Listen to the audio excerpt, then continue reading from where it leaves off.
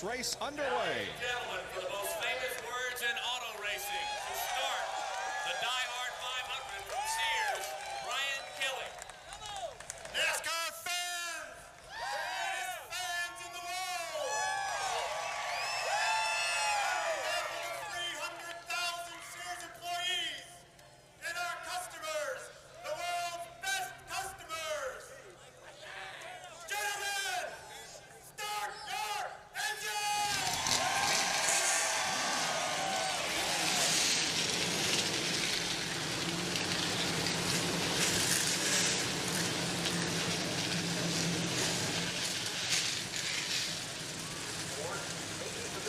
You can imagine what's going through the mind of some of these drivers. Although now that they're strapped in the cars and ready to go, their minds change to the journey ahead.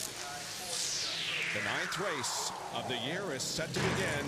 Bobby Labonte leads the points, but Mark Martin has closed the gap with a win last week at Martinsville. The defending series champion Dale Jarrett is 7th in points. And as Bill Weber told you, 3 of the top 10, Bobby Labonte, Jeff Burton, and Tony Stewart, are starting spots 37th or worse. So we have a tight points battle, and Robin Roberts, we expect some tight racing here as we send it back to you in our Wide World of Sports studio in New York. Moments away from the start of the DieHard 500, that's this expansive racetrack. It is the longest that NASCAR competes on, 2.66 miles in length. It is a tri-oval.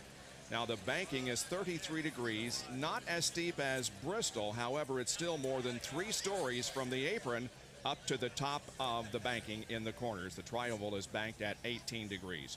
Now here is the Walmart Tire and Lube Express grid. Jeremy Mayfield is on the pole, his 2nd pole here at Talladega, and Bill Elliott is in his 600th NASCAR Winston Cup start. Dale Jarrett, the winner of the Daytona 500, starts 3rd, alongside, with 9 wins here at this facility, Dale Earnhardt. Back in row number 3 with 2 DieHard victories is Mark Martin and rookie Dale Earnhardt Jr., who won earlier this year in his 12th start at Texas. In the 4th row, it's Sterling Marlin with 5 wins on the restrictor plate tracks, and Mike Skinner looking for his first top 10 of the year 2000. Well, the last restrictor plate track, of course, was Daytona, and many have criticized that for being a dull race, but we have changed the rules, and as you indicated earlier, Benny, every indication is that this is going to be a much more competitive race. Well, they let the teams control their own destiny with the front shocks and springs, and Ray, that seems like it's brought the cars to a bigger group than we saw in Daytona. Well, something certainly has, Benny. They've given them back half the equation. They've given them back the front shocks, but not the rears. And we're always talking about balance. It's going to be interesting to see who can hit the balance with only half of the tools. Joe Nemechek, starting there on the outside of row number 12, won the Busch race here yesterday. And again, if that was any indication of how exciting the race is going to be today, we're in for one whale of an afternoon. Man, that was fantastic yesterday afternoon. And I talked about track position in NASCAR today, but once again yesterday, Joe, the 17, Matt Kenseth, had to start at the rear of the field, worked his way to the front, went to the back, came back to the front, and back to the back again. So it looked like you can get through this traffic with some help. If yesterday was any indication, this is the biggest track that we race on in NASCAR, but those guys used every inch of it. And cars were able to stay in the middle of the pack, and that's something we hadn't seen before. And completing the starting lineup, Darrell Waltrip will start in the 43rd position. Now the drivers who were unable to qualify for this event: Brett Bodine, Kevin LePage, Gary Bradbury, Rick Mast, and Elliott Sadler. Well, the green flag is just moments away. We'll be back for the start of the DieHard 500 from Talladega in a moment. The field behind the pace car heads down into turn number 1. When they come around next time, they'll get the green flag. We have 188 laps of competition set for you this afternoon, with a purse near $3 million. The pit window for fuel between laps 58 and 64. And Mark Martin set the track record here in 1997. That was a caution-free race, 188.354. We'll be riding along with 9 drivers in this event. This is Ken Schrader's M&M's Pontiac Conseco onboard camera starting back in 40th. Bobby Labonte starts 37th, the Circuit City onboard camera. Rusty Wallace, the Miller Lite onboard, starts in 18th. Johnny Benson, as the LearnFrame.com camera. He starts in 13th position. Michael Waltrip, the nation's rent onboard camera, starts 11th. Ward Burton, the Husqvarna onboard camera. Ward will be starting in the 9th position. And Dale Earnhardt Jr., the Bud camera, starts in the 6th position. Mark Martin on the inside of Dale Earnhardt Jr. in the Valvoline onboard. And the Ford Quality Care Ford of Dale Jarrett starts 3rd. He also carries one of our cameras. We were plagued by bad weather on Friday here at Talladega. Yesterday it started to clear off. Ray Evernham today, bright sunshine, much warmer than it has been. And it will affect the amount of tape that's on the front of these cars, Bob. The engine temperature yesterday in happy hour was probably a little bit cooler, definitely a little bit cooler than it is today. But what they've had to do is remove some tape from the front of those cars, and that will affect the way they handle. Well, the Bud Pole Award winner for this event was Jeremy Mayfield. He's won 3 poles in his career. 2 of them have been here.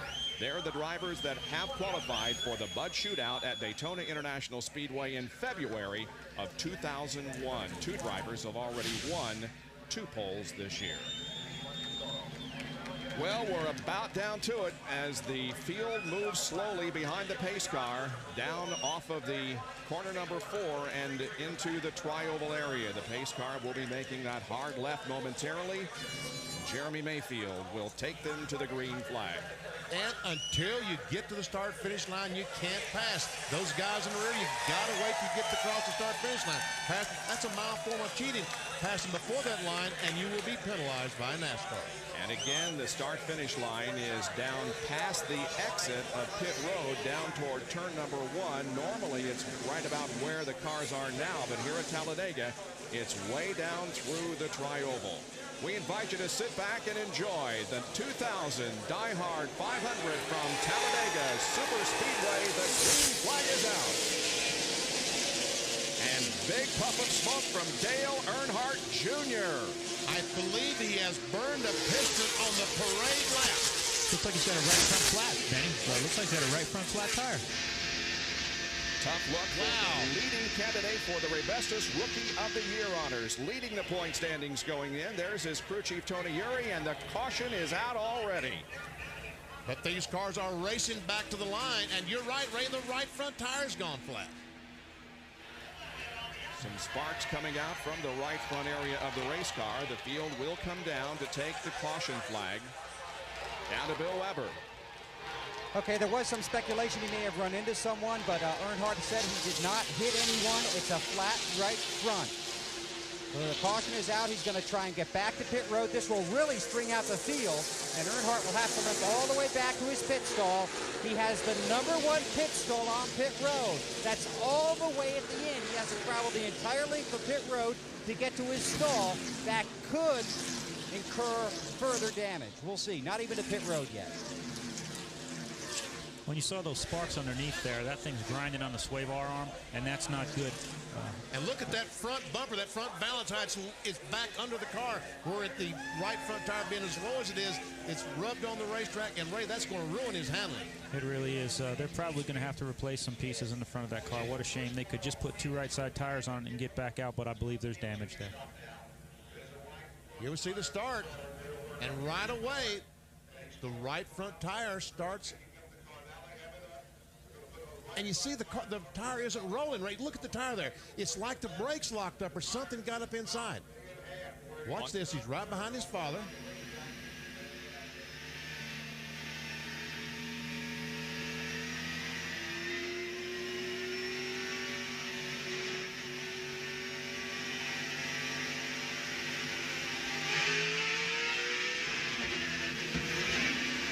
He ran in the back of his dad.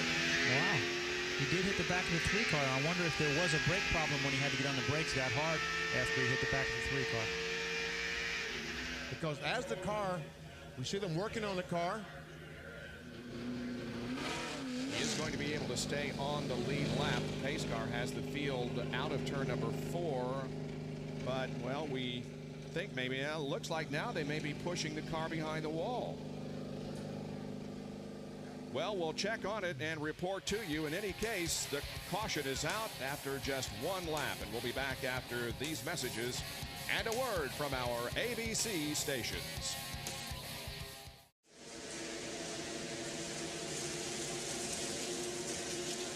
The green flag has just come out to restart the DieHard 500 after a problem on Dale Earnhardt Jr.'s car to begin this race. He is still on pit road. They haven't taken the car behind the wall, but he is still on pit road as repairs are underway. Meanwhile, down the backstretch, it's Jeremy Mayfield, the pole sitter, with Dale Jarrett right behind him, now going to the inside and getting some help from Bill Elliott as they head for turn 3.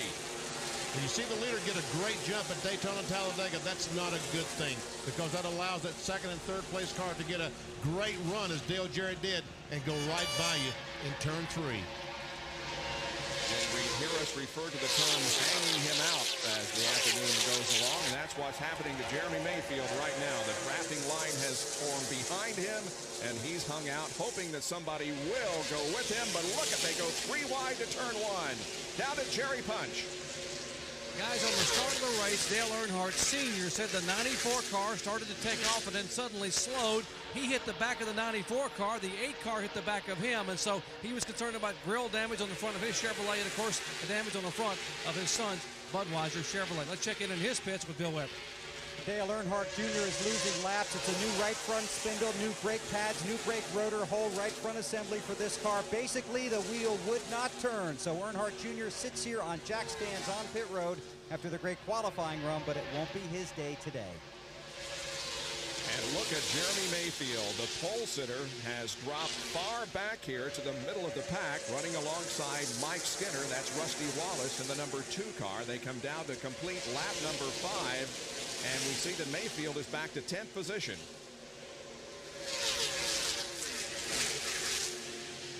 That last lap at 187.1 miles an hour for the leader. However, the fastest car that lap was the number 22 of Ward Burton at over 188 miles an hour. Jarrett has the lead as they shuffle for position behind him. And here comes Skinner on the inside of Sterling Marlin.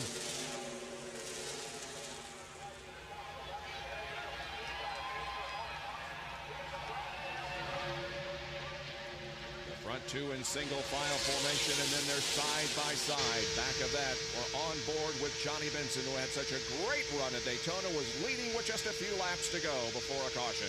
Last time by, Benson running in the 7th spot. And all I can tell you is the last time by, because now he's back to 9th spot. Jarrett now has Mark Martin right on his rear spoiler, with Ward Burton running in 3rd. The side-by-side battle for 4th was between Bill Elliott up high and Mike Skinner down low.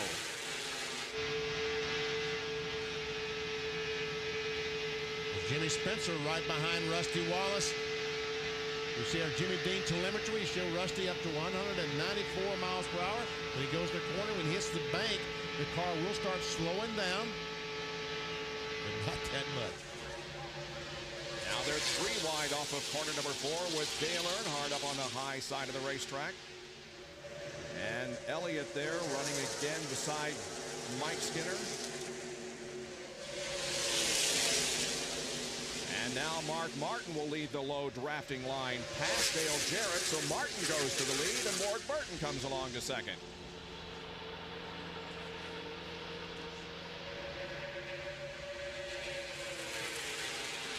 Mike Skinner started back in the 8th position, has worked his way up to 3rd. Well, make that 3rd is being contested right now. Looking back from the leader, Mark Martin to Ward Burton. Was last lap over 190.5 miles per hour.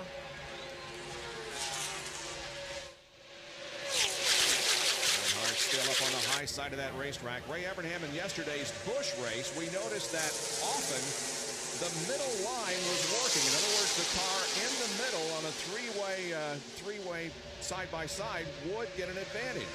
And that's something that we haven't seen here before in the past. Normally, if you get trapped in the middle, you're going to the back. But just less than 10 green flag laps ago, those cars were single file, nose to tail, 42 or 43 cars. And now they've reduced that pack to about a third of its size. They're 2 and 3 wide already. Here's Michael Walk. Bob Jenkins talked about it, right in the middle. Cars on the inside, cars on the outside, right behind him. And, oh, he just splits the Jeremy Mayfield and Scott Pruitt car. You see how low the air dam was on Jeremy's car? That's the fact that NASCAR is giving them back the front shocks to hold that air dam down. It's up about 3 inches, 3.5 inches on the straightaway. In the corner, it's down, and the shocks hold it down. Hill 3 wide through the tri-oval. Comes Kenny Irwin up behind Michael Walker. John Andretti to the right. See all those green and red pieces of tape on the front of Kenny Irwin's car? Oh, that's the chain, that's to pull tape off in case these cars do overheat during the race. Unbelievable. 4 abreast here. Somebody's got to give before they hit the turn 3 area. Well, they didn't.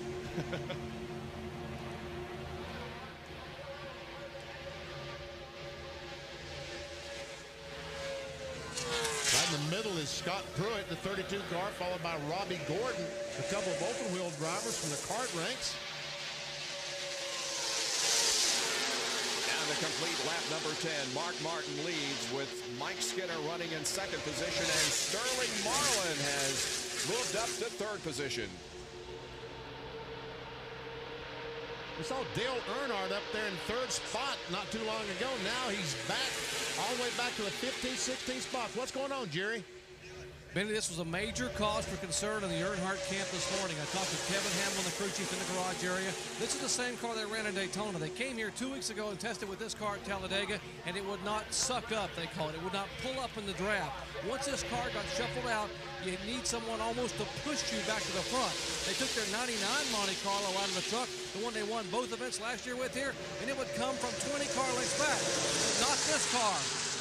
This car would not come back to the front unless it had help from behind, and we're seeing that exact problem right now. Well, if I recall, he indicated last fall in October that he didn't think he had a very good car when it was out there by itself, but if you can find a good partner, look what can happen. He won the race. And Dale Earnhardt will find a good partner because they all want to follow Dale Earnhardt, because they all feel like he knows exactly where to go, and where he goes they want to follow. Look at these 3 abreast. And folks, this is honestly, I'm telling the truth, at 189 miles per hour. The first 37 cars are running within 2 seconds of each other, and the overhead view is from the Pennzoil copter cam. They start 2 abreast, but since the green flag has dropped, they've been racing mostly 3 abreast.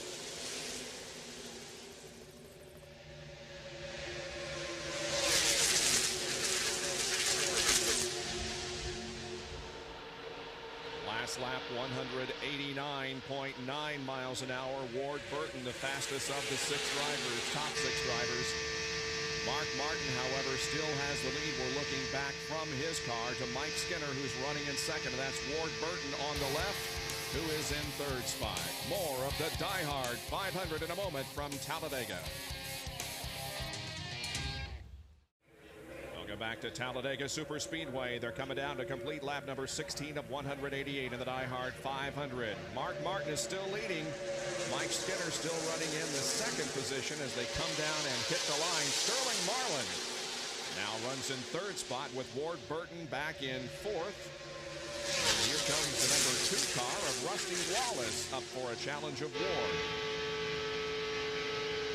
On board with Rusty Wallace, the Miller Lite on board. There's Bill Elliott back in the 6th position. Well, John Kernan is with Dale Earnhardt Jr. We noticed they pushed his car behind the wall, John. And his crew is working on it now. Dale, what happened? On the restart there, we were getting going, and I don't know what happened actually in front of me, but I was just shifting through my gears just like normal, looks like everybody else, and Dad and whoever, Elliott in front of him, just stopped. I had to slam on brakes, keep running in the back of them, and it tore the brake caliper up and tore the tire up and everything else. So just, I don't know, man. I mean, just is either mash the brakes and stop, or run in the back of Dad's car, tear his car up, probably spin him out and wreck everybody. I'm just upset. I don't know whether Elliott missed a shift, Dad missed a shift, or whatever. Why they stopped like that? Maybe I don't know what's going on there either. But it's disappointing, man. Really ticked off. Dale Earnhardt Jr. behind the wall, his crew busily working on the car to try and get him back out onto the racetrack.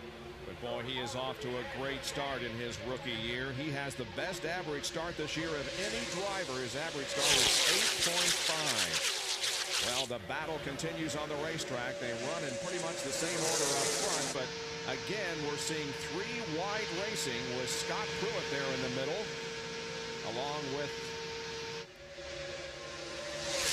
Rusty Wallace. Can you imagine being 5 car lengths behind the leader and being 15th? No. Now, here comes Jeremy Mayfield. We saw that Mobile 1 car, the pole sitter, and he looks like he's got some help. But Sterling goes down to block that move. Rusty and Jeremy teammates trying to get hooked up. And Jimmy Spencer is there on the right also. Spencer started this race back in 26th position. Wow, he had quite a run on Jeremy. He really did. He was the fastest car in happy hour yesterday. He said his car was pretty good. Rusty Wallace, the telemetry on board with him. Jimmy Dean on board telemetry. See him go down the corner at 187. The thing just stays so constant. Now it finally goes down to 186. And about 6,500 RPMs. With this restrictor plate, you just can't turn the RPMs you would at a normal racetrack.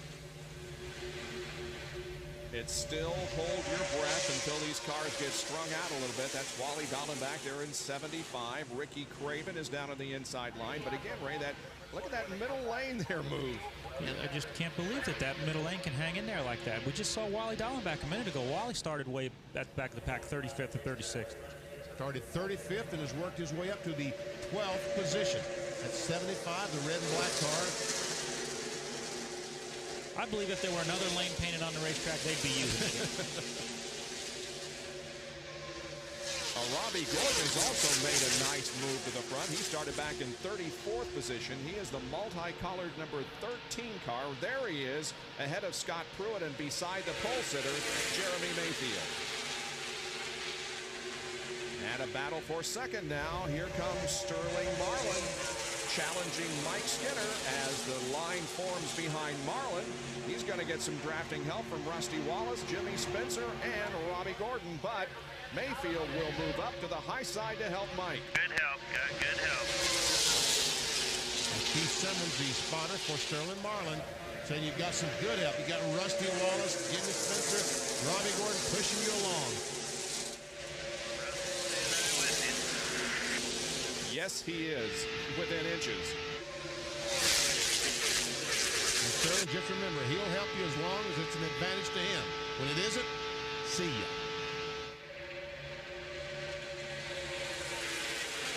First 13 cars within a second. The first 29 cars within 2 seconds. And a little bit of bumping there maybe between Dallenbach in 75 and Michael Walter, the number 7.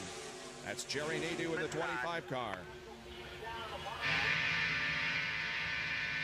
And Michael Waltrip, when that happened, had to ease out of the throttle or touch the brake to slow down to avoid the crash. And we can see he has lost a couple of spots as now Dick Trickle goes by in the 60 car. Michael Waltrip had one of the best races of his NASCAR Winston Cup career last weekend at Martinsville. Started 34th and finished 3rd. And Johnny Benson is also continuing to work his way to the front. On board with him, he's behind Ricky Rudd. And they're running 16th position. Yep.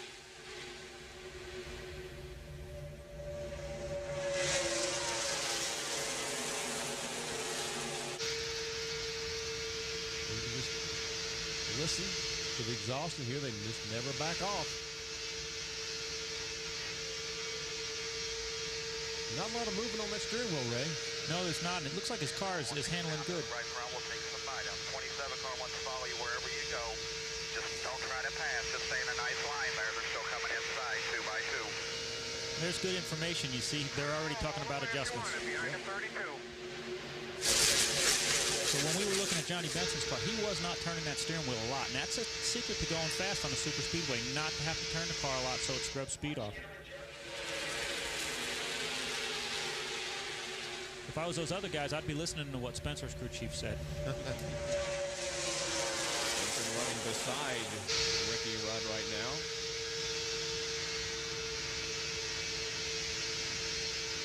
He complained to James Ince, the crew chief, that his car, talking about Benson, his car was a little loose, a little tight, and they were going to adjust it. You see Jeff Gordon back in the number 24 car, and he's still back in 36th position. He had worked his way up to about 25th or so, but now he's going backwards. And we see Bobby Labonte and Tony Stewart running there together also. They are also having a difficult time moving up from the back of the pack where they started. Right now, Tony Stewart is 34th and Bobby Labonte is 18th. Let's go down for a report from the pit area, Bill.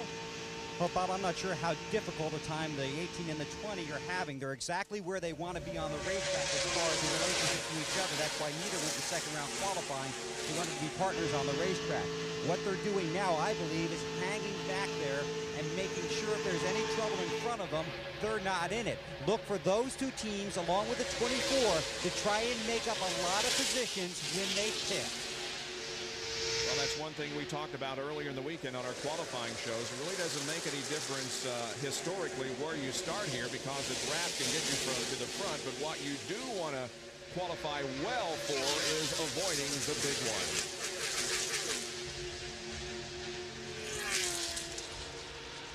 See Dale Earnhardt, the 3 car, back on the bottom of the racetrack, trying to work his way back, shown 11th. Might as well just stay with Earnhardt. The last time by. As Benson spotted him, well, I'll stay with Earnhardt. He's a pretty good guy to draft with at Talladega.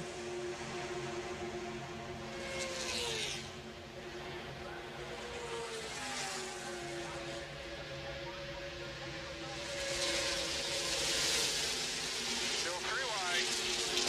About 4 wide behind as Michael Waltrip goes down and gets on the inside of Triple, takes a spot away, and here comes Jeff Gordon up through the middle. We must have caught Gordon when he had to get off the throttle because he slowed down abruptly and lost about 10 spots, because his car looks pretty good now. Must have saw something in front of him he didn't like. They were working the bottom groove there and moving up there. He and Jerry Nadeau. Now I can see that they're back together a little bit. 20 forward behind you.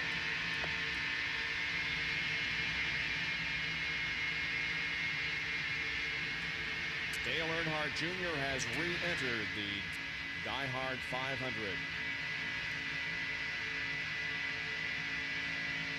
On this 27th lap, he goes back into competition, so all cars now still running. Oh, Robbie Gordon tries to squeeze up. But Jeremy Mayfield didn't want him to squeeze up, so Robbie Gordon has to go back down, and now he's in the middle. Mark Martin is the leader of this race. Jimmy Fitting is his crew chief. He's watching things closely, and Jack Roush, the owner, is all smiles here at Talladega. Mark leads. Marlin is second, Rusty Wallace third, then Jimmy Spencer and Mike Skinner, the top 5. Back at Talladega, we had a caution flag at the end of lap number 1 because of an incident between Dale Earnhardt Jr. and his father at the beginning of the race. Since then, we have been all green, and what a battle it is. Mark Martin is currently the leader of the race with Sterling Marlin running second. Then comes Rusty Wallace. Behind them, however, look at this, 3 wide. And the 99 car of Jeff Burton, who started 38th, suddenly is right up there at the front. Being shown in 13th position the last time by. And 75, Wally Dallenbach, the red cell car, just trying to push the 42 car by, trying to will him by those other 2 cars. Kenny Irwin caught right in the middle. Green and blue, number 42.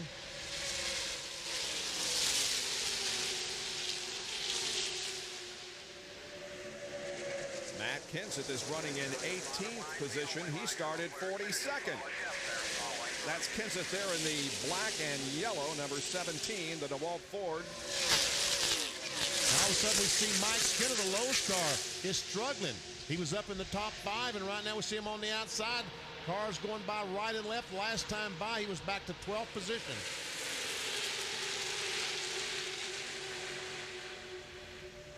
And now we see about 8 cars beginning to break away from the rest of the field.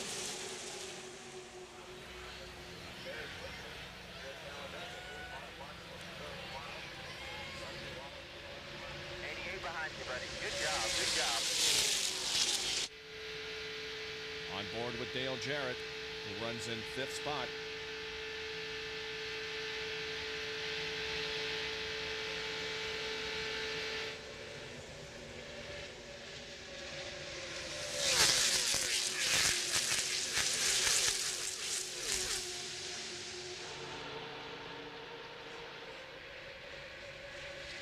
Jerry Punch has a report on Mark Martin, who continues to lead here. He's led 25 laps of the 33 so far. Guys, a number of the spotters for cars in the top 5 have gone to Mark Martin spotter and asked Mark if he would let them slide by and lead a lap to get their 5 bonus points. Mark's reply, hey, I'm not trying to be a jerk out here, but you know, if I let these guys by, then I get shuffled back in that mess back there and the big one happens, and who's the fool? I'm not trying to be a jerk, Mark says, but I'm going to stay here. If you can get by me and get your points, then race by me and earn those 5 points. I don't understand what that was all about, but it was kind of scary. Talking about Michael Walker going from the inside to the outside. Here he comes. Pick up the 12. Michael Walker, spotter. 10 coming on the inside. 12 behind you.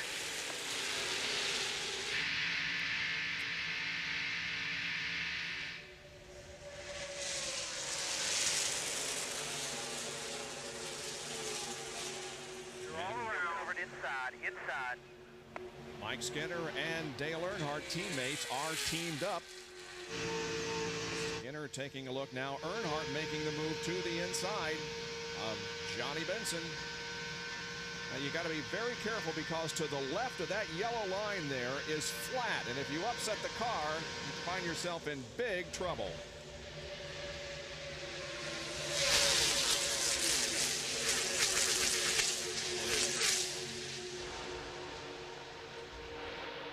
Rusty Wallace moving his way in the second spot. Bill Elliott, who was running up front a while ago, now has found himself back in 35th position. Bill Elliott is in his 600th NASCAR Winston Cup start, becoming only the 12th driver to reach that mark. Bobby Labonte there in that green car, still having a bit of a struggle getting to the front. He's in 32nd position. To Jeff Gordon driving to the inside of Bobby Hamilton in the DuPont car. Jeff is trying to take over the 18th position.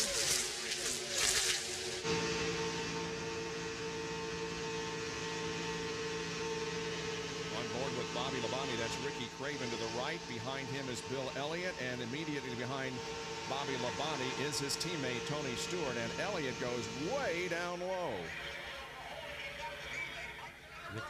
Ricky Craven in the 50 car was up about in the top 15. Earlier, he's now back to 31st.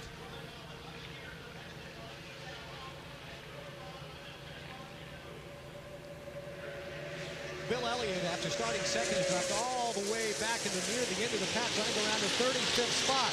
He's radioed his crew and said, hey, the car's pretty good. I just got kind of shuffled out of traffic, and I'm having to bide my time. And I asked him which line they wanted Bill to run in. They said, well, it looked like the bottom line was the fast line. So they had Bill go there, and they said, well, it was the fast line until we got down there. So Elliott's still searching all over the racetrack to find the line where his car wants to run the fastest. And pretty soon, not too long from now, we'll be having pit stops. And we talk about, as we see, Jimmy Spencer trying to go by Rusty Wallace to take over the second spot. And Jimmy, there's no one there. Can you spell hung out to dry?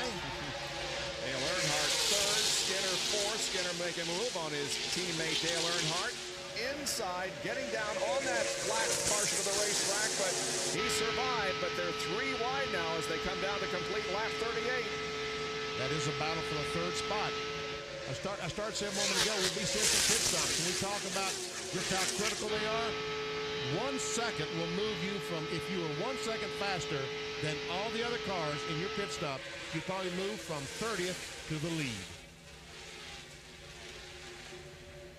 That is a pack of cars. We've been seeing cars that are really only 7 or 8 spots behind the leader, going by, flashing up 25th, 26th on the screen. 30 cars. The first 30 are within 2 seconds of each other. Now, here we see Skinner and Earnhardt continuing to battle for that third spot. Oh, Earnhardt goes way down to the bottom. Skinner is even lower than that. Ward Burton and Robbie Gordon also down low. And here comes Jeff Gordon making a move. Where did he come from? Well, he squeezes in front of Robbie Gordon, no relation.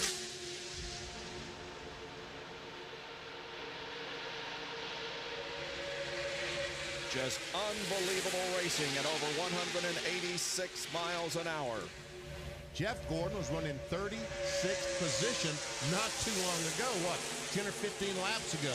And he's now, the last time by, up to the 7th spot. Jeff recorded his first top 5 in 13 races last weekend at Martinsville. He came in the 4th position. It's Mark Martin continuing to lead the DieHard 500. Back after these messages and a word from our ABC stations. More than 170,000 people are gathered here for the running of the DieHard 500 NASCAR Winston Cup race. Immediately following our coverage, you'll be able to see race 2 of IROC 24 from right here at Talladega. Dale Earnhardt, of course, the defending champion of IROC, but who will win here at Talladega? ABC's Jack Arute covers all the happenings at the track at abcsports.com, a part of GO Network. We still have Mark Martin leading the DieHard 500 with Rusty Wallace, Dale Earnhardt, Ward Burton, and John Andretti, the top 5. Then comes Ward Burton, and then they're side by side back of him. Back about 20th spot. They went down in turn 1 that last lap, 4 wide.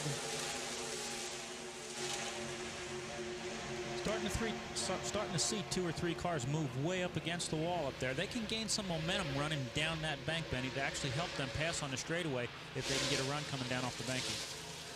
I think we saw Bobby Hamilton up there not too long ago. Saw Terry Labonte up there too. Terry's been known to do that a little bit here.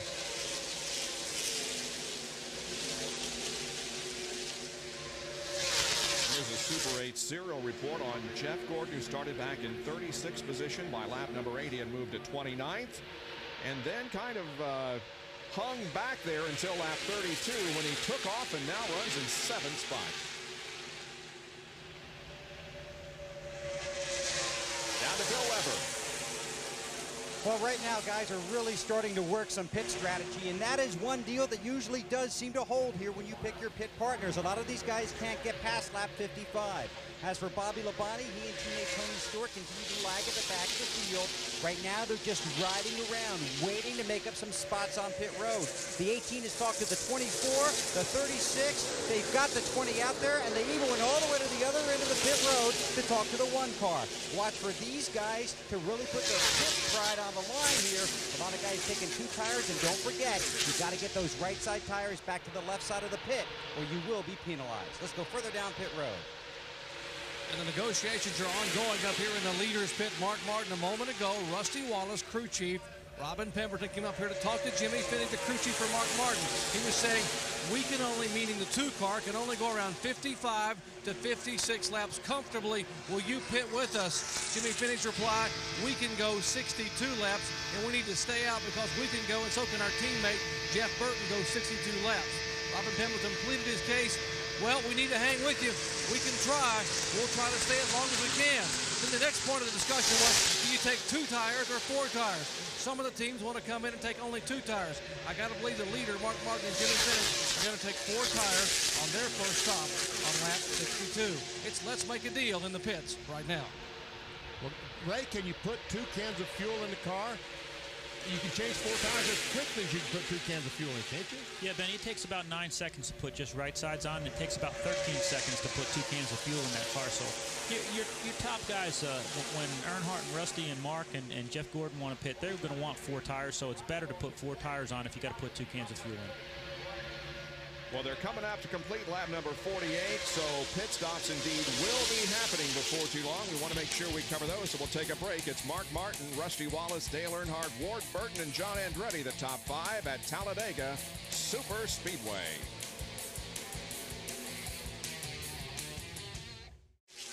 Bob Jenkins, Benny Parsons, Ray Evernham, John Kernan, Bill Weber, and Dr. Jerry Punch, part of your ABC broadcast crew on hand here at Talladega Super Speedway. We have a 13-car breakaway now up front, and Jeff Gordon is hung out, losing positions. We'll probably go back to at least 12th before he can get back in right behind Dale Jarrett. There's a little gap between Jarrett and the 4-car Bobby Hamilton. I don't know that Jeff tried to pass anybody as much as everybody behind him decided they were going to line up and go by him. There you have the top 13. The car running back there in 13th position. The yellow car is Bobby Hamilton. They're coming up to put a lap on Dale Earnhardt Jr. And folks, we just heard a radio transmission. One of these guys said the water temperature is pegged. This is the warmest day we've had here at Talladega. It could be that several of these cars have too much tape on the grill, and the water temperature is soaring. It's been really cool here the last few days. Temperature expected near 80. There's the interval between those first 13 cars and the rest of the field. Back in 14th spot is the 33 of Joe Nemechek. Here's some drafting going on between Kenny Irwin and Chad Little. Meanwhile, back up front, 4 cars stay in line, but then they form 2 by 2 behind them with Skinner and Andretti side by side. Now that will really help that second group catch up. Right now, they're about 2 3/4 seconds behind. We'll have to check it next time by.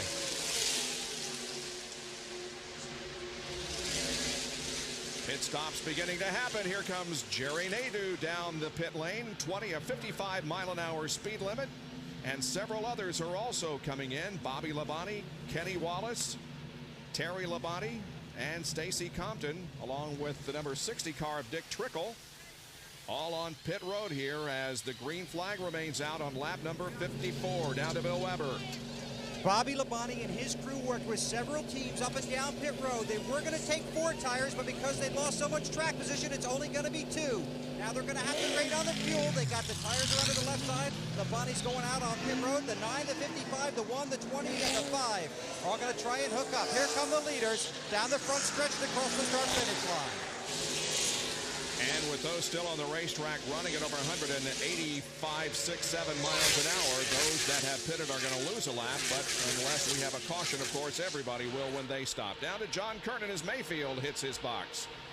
The pole sitter is in for what we anticipate right side tires only. Now watch the right front tire changer, Stephen Lane, first Winston Cup race. He is in for Lee McCall, whose father passed away. Second can of gas going on. Bill Elliott also in with right side tires going for gas. Jeremy Mayfield is down and away. Elliott's still waiting. He's finally filled up. He will follow Mayfield down as Kyle Petty also heads down pit road.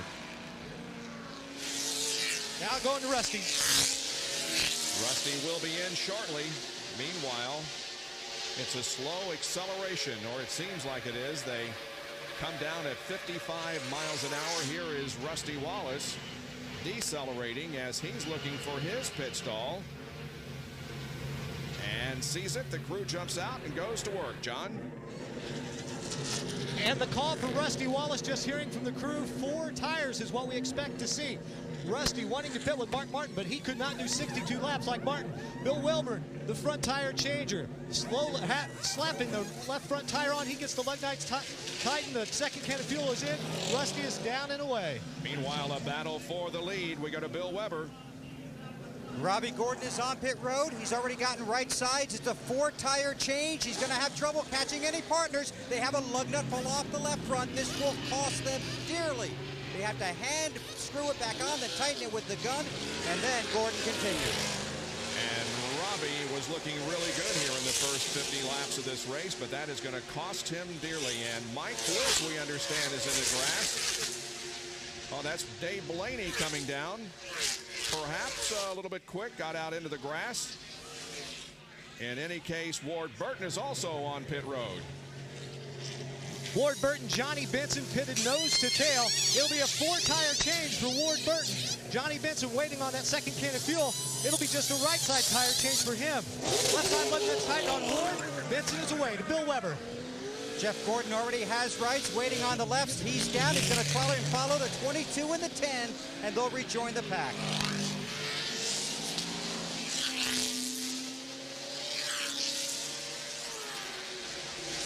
Meanwhile, on the racetrack, there is the lead group. Mark Martin is back in the lead. Dale Earnhardt got it there for a lap or 2. In fact, 1 lap, but Martin retakes command. Mark has led 15 races at Talladega prior to today, but the only 2 in which he has led more than 10 laps he won, those being in 95 and 97. And so far, Mark has been up front for 48 circuits.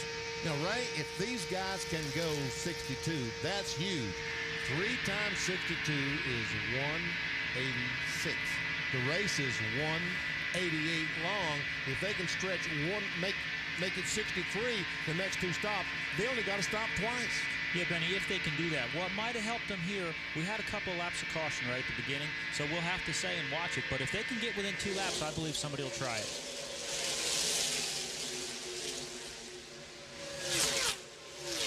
Jeff Burton running in second position. Mike Skinner is in third, then Jarrett and Earnhardt. Let's take a look at what happened to Dave Blaney. Well, he just decided to stop a little bit too late. And I tell you what, as much rain as we've had around here, Dave Blaney does a terrific job and not spinning in that mud. John Andretti is in, Bill. And he is on pit road all by himself, right side tires only. Now they get the fuel in, and John Andretti will go back out, and he won't catch the pack. The pack will catch him. John suffering a major disappointment at Talladega last weekend. He was running right up front in the top 4, ended up finishing in the 14th position. You mean Martinsville? At Martinsville, yeah. Now, somewhere in this bunch is the leader, Mark Martin. There he is, following all these guys who now are right on the tail end of the lead lap. Down to Jerry Punches. Dale Earnhardt comes in. Dale Earnhardt comes in. The Goodrich Chevrolet crew now going over the wall. They will change what looks like 4 tires. They go to the right side of the car. Right above him, Dale Jarrett also getting in the 31 car. Earnhardt's teammate Mike Skinner getting service on his car. Jarrett is in. Left side tires going on Jarrett's car. Earnhardt's car down and away. Jarrett is down and away. Mike Skinner off the jack, and he will leave as well. 55 miles an hour headed back out. Leader should be coming in this time by. See what a difference a 2 tires and 4 tires makes. Chad Little, I'm sure, just changed right sides, and he goes out with Earnhardt and those guys. Dale Jarrett, they were running right up front. Chad Little was back in about the middle of the pack. Michael Waltrip relinquishes his 3rd position to come in for his first scheduled stop. Hits the tape right on the money, and the team on the right side of the car. It's Darrell Waltrip pulling in just ahead of his brother. They're making sure they get as much fuel as possible. They've only changed 2 tires. And now Waltrip moves away. Miscommunication there because they pulled the can away and he wasn't moving. Out of gas. Huh. 60 laps. Coming off of 4 right now. 3,400. Don't forget your blend line. Don't forget your blend line. They have to stay under the yellow line, which extends all the way down to turn number 1. That's the blend line. Benny, there's another advantage of taking 4 tires. The guys that had the left side of the car jacked up when they were finishing their fuel stop actually got a little bit more gas in the car. Jimmy Dean telemetry shows us the increase in speed as Michael Waltrip tries to get up, but look at the line go around him. The pack, the 88 is the last one in this pack, the 88 to 24. Then the 28 will be coming at you. I haven't seen. Now move up, Michael, and we'll see how much it picks up. Next. Here comes Ricky Rudd just blowing by him. Next, clear behind the 28. Good race back to the next pack. But can Michael catch up with these guys? And Mark Martin and Jeff Burton, the Roush cars, are now coming down to pit road. Teammates decide that they will pit at the same time on lap number 62. Burton will hit his box first. Now here comes Mark Martin as he gives up the lead. Here's Jerry. They were at 3,500 RPMs in second gear. That's 55 miles an hour. They pitting simultaneously. 1 round of wedge in Mark Martin's car. 1 round of bite going in. They will put on 4 tires. His teammate about 5 stalls up behind him. Likewise getting left side tires. Jeff Burton is off the jack. The Valvoline car now for Mark Martin off the jack as they head down. And guys, by calculations, they might be able to make it on 1 more pit stop. I tell you one thing, when they take those cans over now, that second can and weigh that is going to be critical. If there's any gasoline left in that can, they might make it on 1 more stop. You ever see them taking the fillers off? Benny, that was empty. They weigh the can full, and then they weigh it empty. It's more accurate to calculate your fuel mileage by the weight of the fuel. See that? Watch, they're going to weigh that can.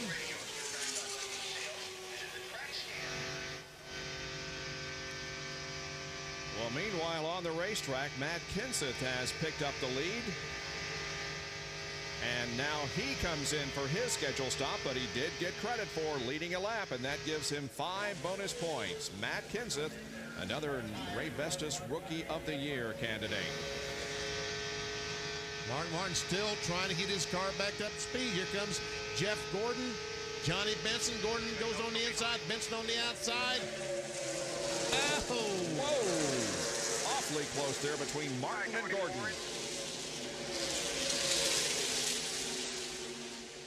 Sterling Marlin shown now as the leader of the race. Now you see why you have to obey that blend line, because as Matt Kenseth was coming out there about 70 miles per hour, he had cars coming out at 190 miles per hour. There's the leader, Sterling Marlin, running in second position. Right behind him is Rusty Wallace. Then comes Dale Earnhardt, and we'll be back for more live coverage in a moment of the DieHard 500. We're back here at Talladega. 67 laps have been completed, and Sterling Marlin is up front, leading Rusty Wallace and Kenny Irwin, who's doing a great job running in third position. This is the 12th race in the last 13 that Sterling Marlin has led here at Talladega. Running in fourth position is John Andretti, and he too is having a good race. And Chad Little, let's don't forget about him, back in the 5th position. Budweiser snapshot shows that John Andretti started in the 25th position. His lowest has been 24th. He moved up quickly at the drop of the green flag and is right now in the 4th spot. And Scott Pruitt evidently had a poor pit stop, because he now is, we saw him up front most of the day, he now is being lapped by the leaders. Look at this Coke pit summary. Mark Martin came into the pits running in the lead, comes out in the 22nd position. And Ward Burton goes from 4th back to 19th.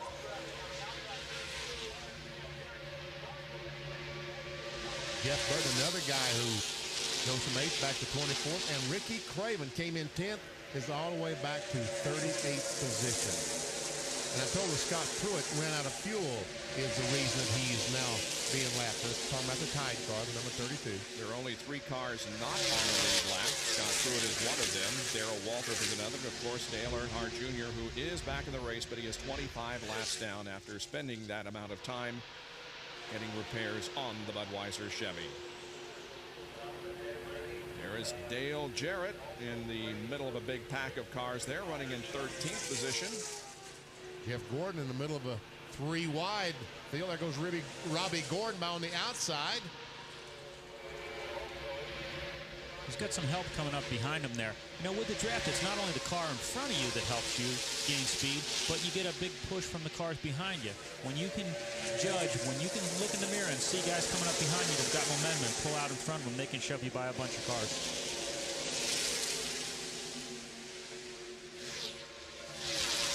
This is back for 12th, 13th, 14th, 15th position.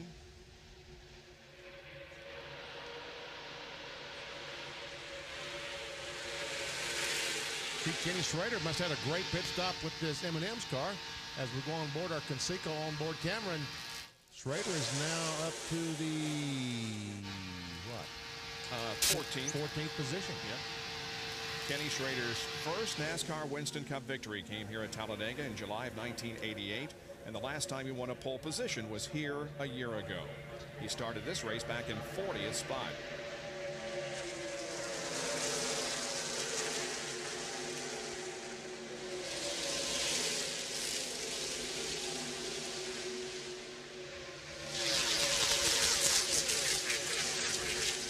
Well, there was an 8-car breakaway, but no more. This group of cars has caught. There we see Chad Little right in front of Earnhardt and all these other cars. And here's Mark Martin going through the middle. He's weaving through, now heads to the bottom of the track. Mark in the 20th position right now, but looking ahead. Now the battle is for second position. Kenny Irwin up on top, trying to take over that second spot from Rusty Wallace, but that isn't going to work as he's going to lose a position, and John Andretti will go to third.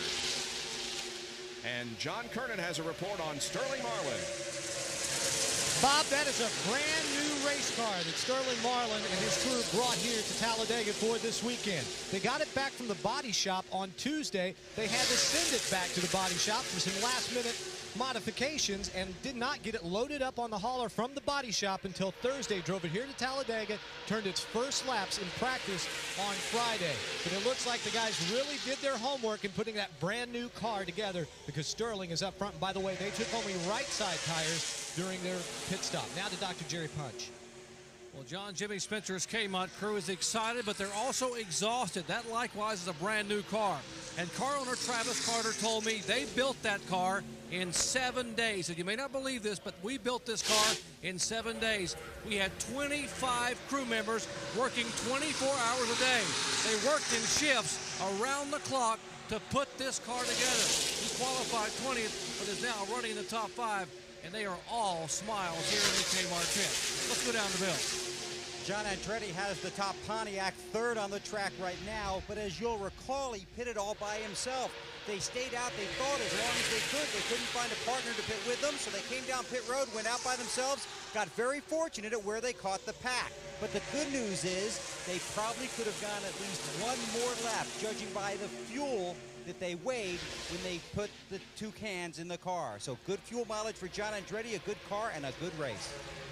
But you sure don't want to stretch it, because if you ran out of fuel here just past the start-finish line, you are in big trouble. Big trouble.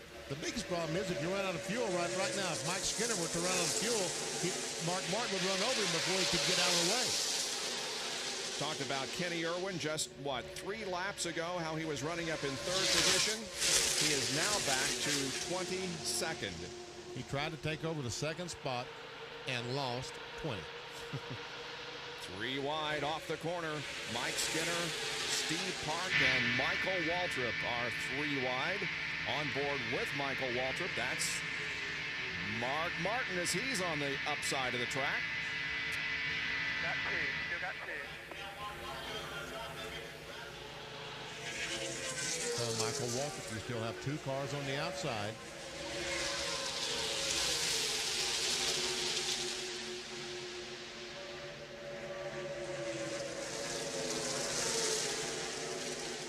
Still got 2, buddy. Hold your line, 36 behind you. This is a battle for 7th on back. 6 cars breaking away from the field right now. Still on the corner, still on the corner. Car 2 to 36. 36 coming with you, 36 coming with you.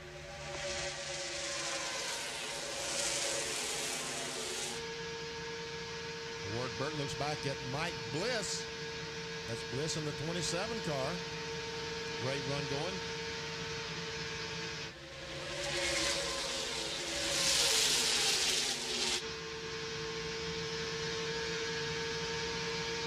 See Dale Jarrett back there along with Terry Labonte.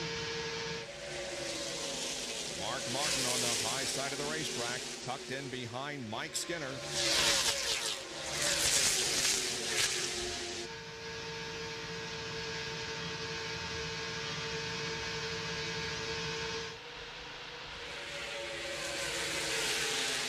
And here goes Bliss. Trying to go 4 wide.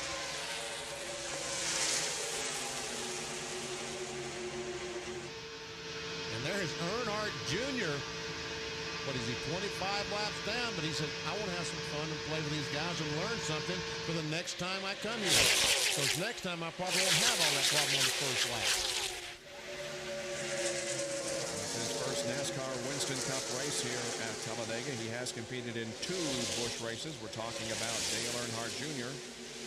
Well, there you see the 6 cars that are out front. They are Sterling Marlin, Rusty Wallace, John Andretti, Chad Little, Jimmy Spencer, and Dale Earnhardt. Those the top 6, and then a mad scramble for position after that. 77 of 188 laps completed. Back after these messages and a word from our ABC stations. From Talladega Superspeedway, ABC Sports welcomes you back to live coverage of the DieHard 500, race number 9 of the 2000 NASCAR Winston Cup season. When we went to break, we had a 6-car breakaway. No more.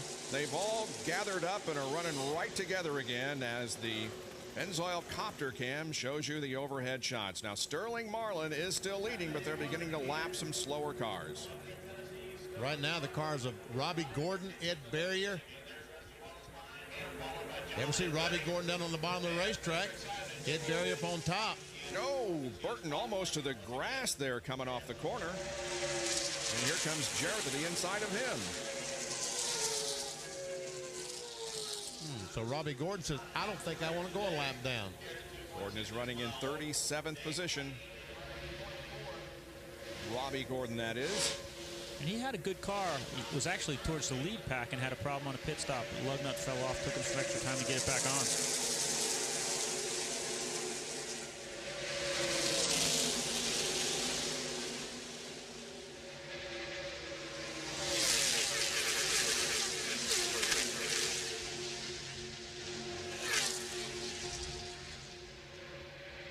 Oh, here comes Sterling Marlin trying to take Rusty Wallace along with him, all these other cars, and get by Robbie Gordon. Help, got help. And looks like it's going to work pretty good. 3 of the current top 5 got their first NASCAR Winston Cup win in restrictor plate races, all at Daytona, namely Marlin, Andretti, and Spencer, running 1st, 3rd, and 4th.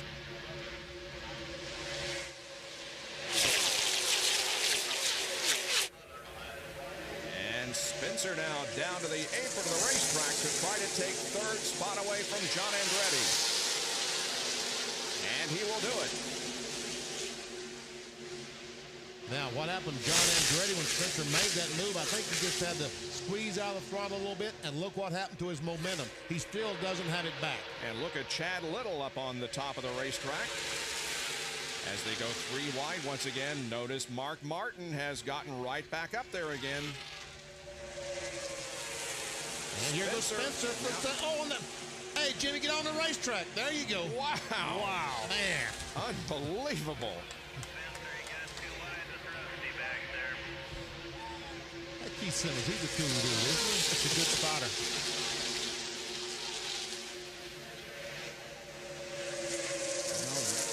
Spencer has had the nickname Mr. Excitement for years and years, and perhaps that's a prime example of why they have called him that, but he made it work. He's now in 2nd spot. Now Dale Earnhardt and Steve Park are running in 3rd and 4th position, and Earnhardt looks like he's ready to mount a challenge for maybe 2nd and even the lead. And here goes Spencer. Coming inside. Spencer has drafting help from Dale Earnhardt, and Spencer is going to go to the front. And Steve Park started back in 41st. He's trying to follow his boss. Look at the crowd. All the 170,000 plus people are on their feet, waving their hats and cheering for their favorite driver. Right now, it's Spencer up front with Earnhardt 2nd. And Dale Jarrett down on the inside of Steve Park. Oh, couldn't quite make it. On board with Dale Jarrett.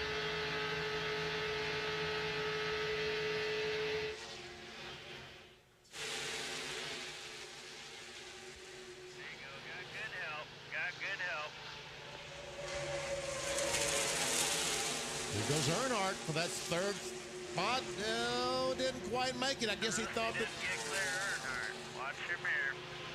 Rusty's trying to come high.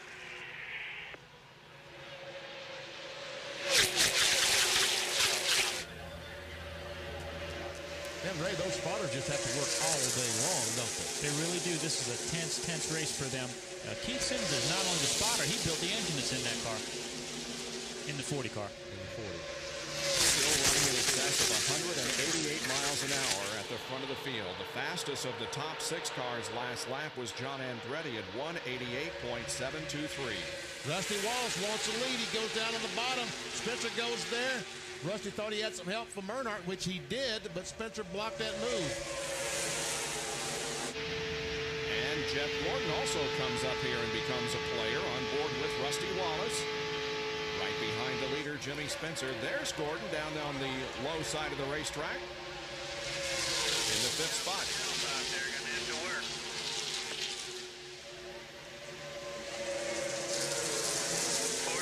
Coming.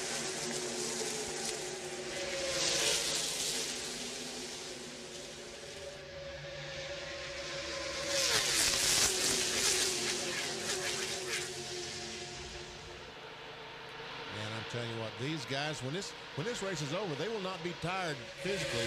When they get out of the car, they'll probably collapse because they'll be mentally exhausted.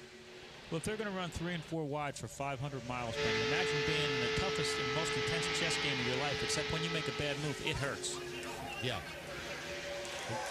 Now look at the battle for the second position. 3 abreast as Wallace has gone to second. Now the battle is between Gordon, Earnhardt, and also Sterling Marlin up there for the third position.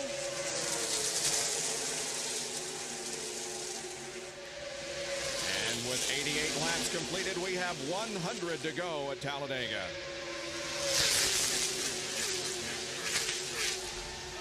In previous years, especially after we see the first round of pit stops, normally these guys get sorted out and maybe we have groups of 5 or 6 running together.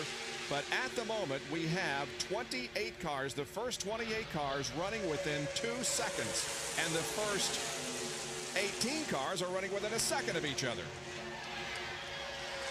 And here comes Dale Earnhardt on the outside trying to take the lead. Got some good help from Sterling Marlin. And meanwhile, Rusty Ross goes on the inside, trying to make it 3 wide, but Spencer goes down, blocks Rusty. He can't block them both. Spencer slams the door. Let's see what that outside line is going to do. Earnhardt inches ahead of Spencer at the line. Here are the speeds. Last lap, Sterling Marlin shown as the fastest, with Chad Little second and Terry Labonte third, running back in the 14th spot.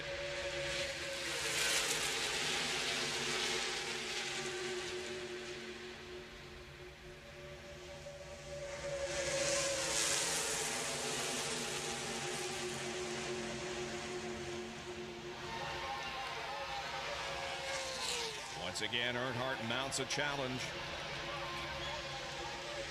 in the high groove. Have Chevrolets in that top groove and Fords on the bottom groove.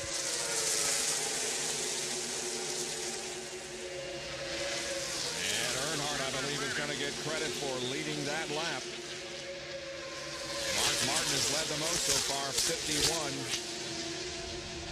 Uh-oh, Chad Little seemed to be off the pace at John Deere Ford. Boy, he had a strong race going.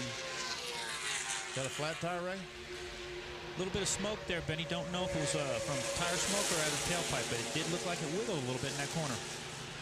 Dale Earnhardt has taken the lead now. Battle is for second position. But Dale Earnhardt, who swept both races here at Talladega in 1999, is ahead once again at Talladega. ABC Sports welcomes you back to the DieHard 500 at Talladega Superspeedway. We're at the halfway point, and what an incredible race it has been so far. They have been under green since a caution on lap number 1, and we're 94 in. Right now, it is Jimmy Spencer who has pushed his car back to the front of the field, with Dale Earnhardt and Jeff Burton running side by side for second, and Jeff Burton has had an incredible journey to the front. Budweiser Snapshot shows you that after starting in 38th position, he has worked his way up to the second spot. And I tell you what, he's trying his best to take that spot away, that front spot, away from Jimmy Spencer. He's on the bottom. He has help from the 4-car of Bobby Hamilton, and he takes the lead. Jeff Burton had problems during qualifying on Friday night, and had the same problem on Saturday in second round qualifying. Both times broken oil pump, which ruined the engine. This engine seems to be running okay. That's in the car now. Actually borrowed this engine from the 16 car.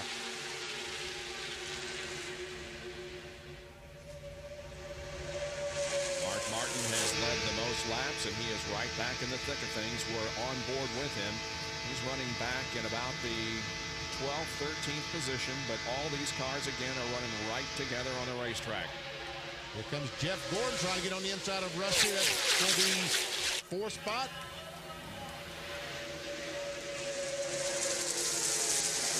Those cars up here in the front are lap cars. 32 of Scott Pruitt is not on the lead lap, and neither is Robbie Gordon, who's running right behind Jeff Gordon. Bobby's a lap down in 36. Scott Pruitt is also a lap down. They're actually battling for position there. Let's get down to Jerry Punch in the 97 Chad Little pit.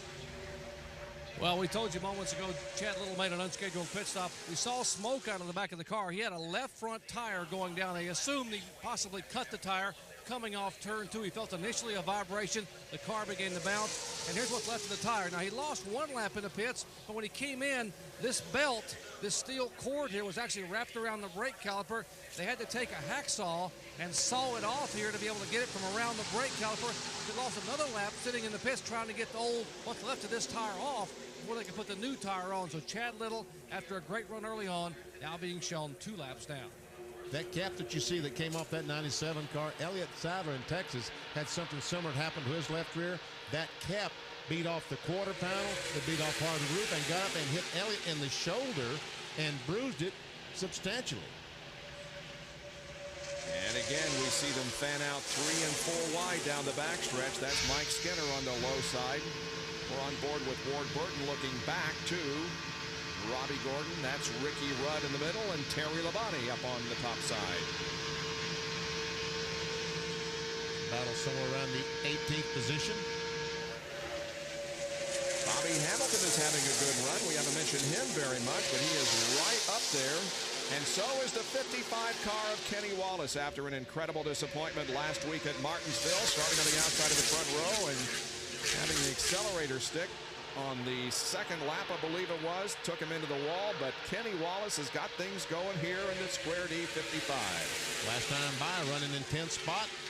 Been pretty hotly contested right now between he and Park and several others. Meanwhile, here's a battle for second spot, and Jeff Gordon has some help from behind with Scott Pruitt and is trying to take it away, but here Rusty comes back. And so does Bobby Hamilton.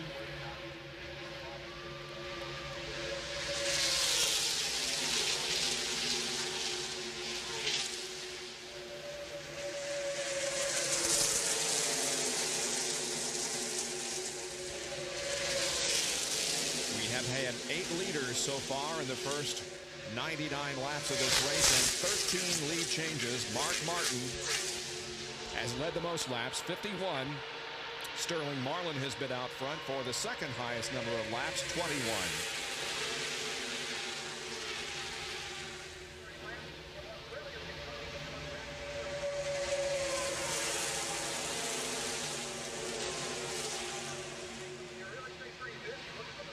Shot from the Pennzoil copter cam as the cars move through the 33 degrees of banking between turns 3 and 4.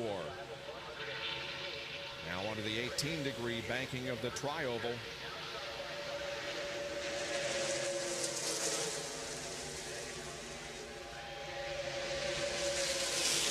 100 laps complete, 88 to go. We're on an average speed of 180.881 miles an hour.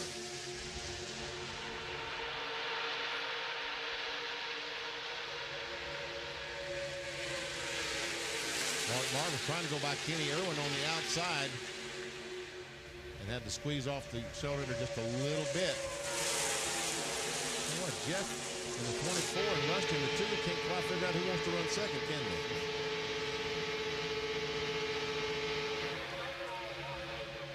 They are side by side all the way around the racetrack.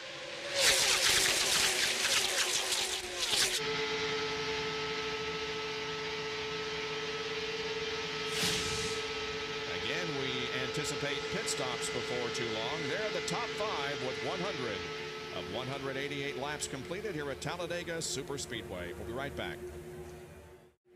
DieHard 500 continues here at Talladega. Brian Weitzel on the right and Robbie Loomis, the crew chief for Jeff Gordon, on the left. They've got a bit of a smile on their face right now because their guy, Jeff Gordon, is in the lead here at Talladega.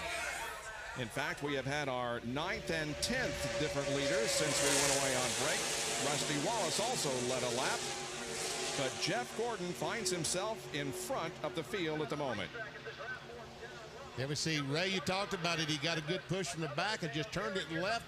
Somehow squeezed that Chevrolet between the 99 and the 2 and took the lead. You saw those guys coming in the mirror and said, come on, boys, give me a shove. And he watched him push him up there to the lead.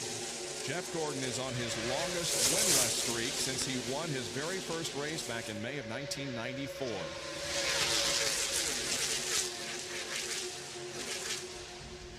And way up high on the racetrack are Bobby Hamilton and Jeff Burton. Steve Park alongside Burton. That's a battle for about the 7th position. Steve Park has had a good run.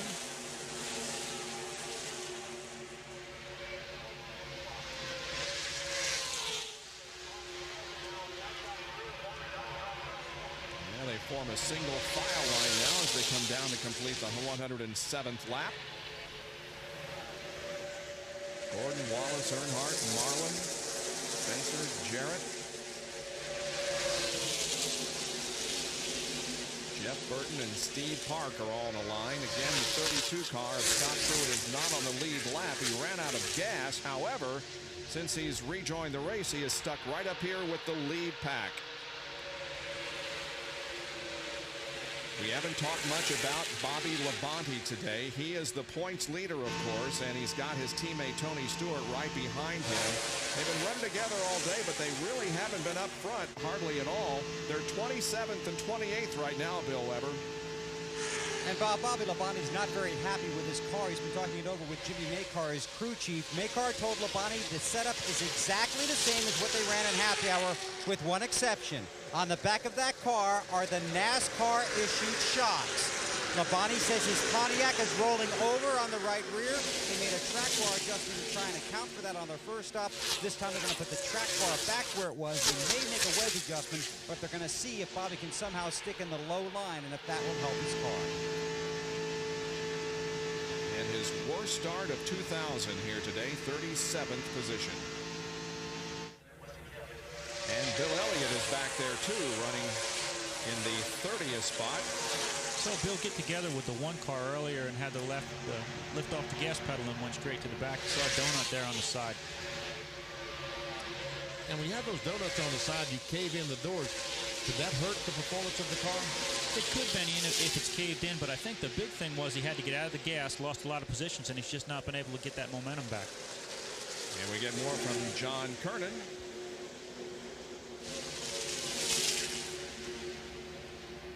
Bobby Hamilton just radioed in, said he had run out of gas. And you're also talking about Bill Elliott. After he had that little bit of contact with the one car and got pushed back to the end of the field, he radioed his crew and said, well, I'm just going to sit here and ride for a little while. He says those guys in front don't seem to be pulling away. But as we look at Hamilton on the backstretch, just coming off of turn 2, he has a long, long way to coast. We don't know if he's going to make it, Benny. Will he? I think he's going to make it, but he's going to be at least 1, if not 2 laps down by the time he finally gets to his pits. Who said it, Bob? Did you say it earlier? Yeah. You don't want to run out of fuel coming off turn 4 at the start-finish line? That's exactly what Hamilton did.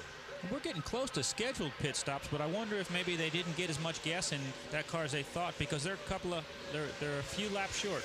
Well, pit stops are being made. Here's Jerry. And Ray Evernham is exactly right. Michael Waltrip in about 6 laps before they would have liked to have pitted.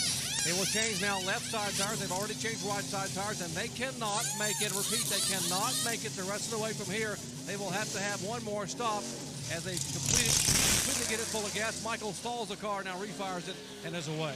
Well, Bobby Hamilton stopped on lap 54, and he ran 56 this time and ran out of fuel. 55, actually, so they had it pretty well figured that first time. And watch him as he just painfully coast off turn 4. Now he's probably down to 25, 30 miles per hour.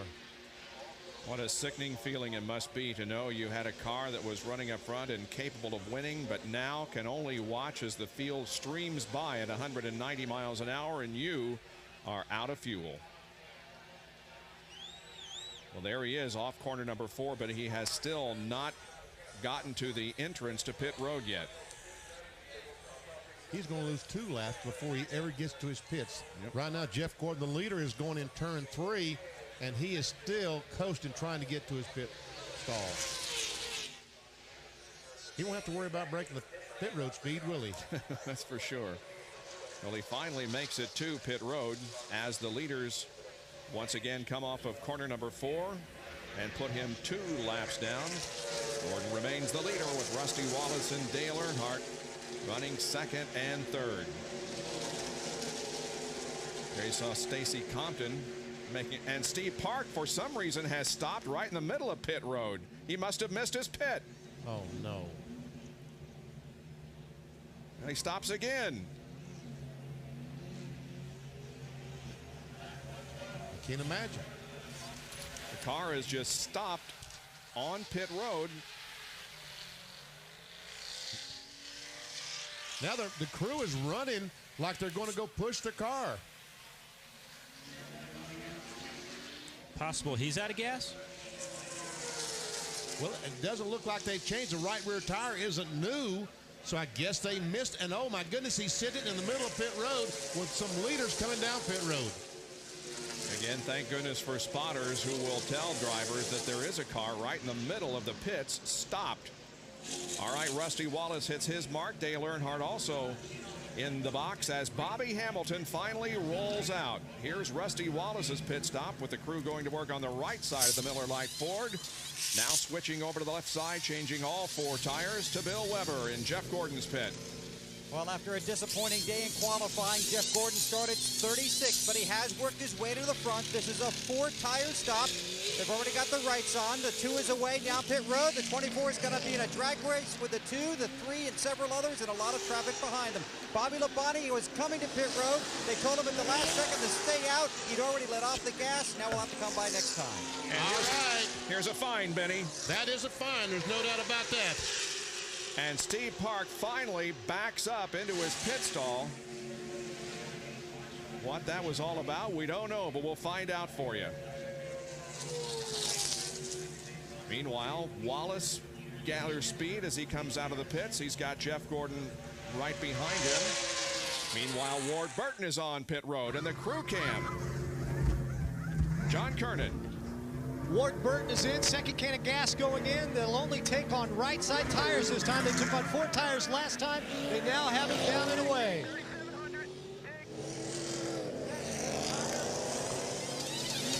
A track bar adjustment for Bobby Labonte. He's getting 4 tires and fuel. He had slowed to come down pit road when they told him Park's car was stalled. The spotter said stay out. He said I'd already committed to come down pit road, but he got back on the track but lost a lot of time. Not a good day for the current NASCAR Winston Cup points leader. Let's go down to Jerry Punch. What was wrong with Steve Park?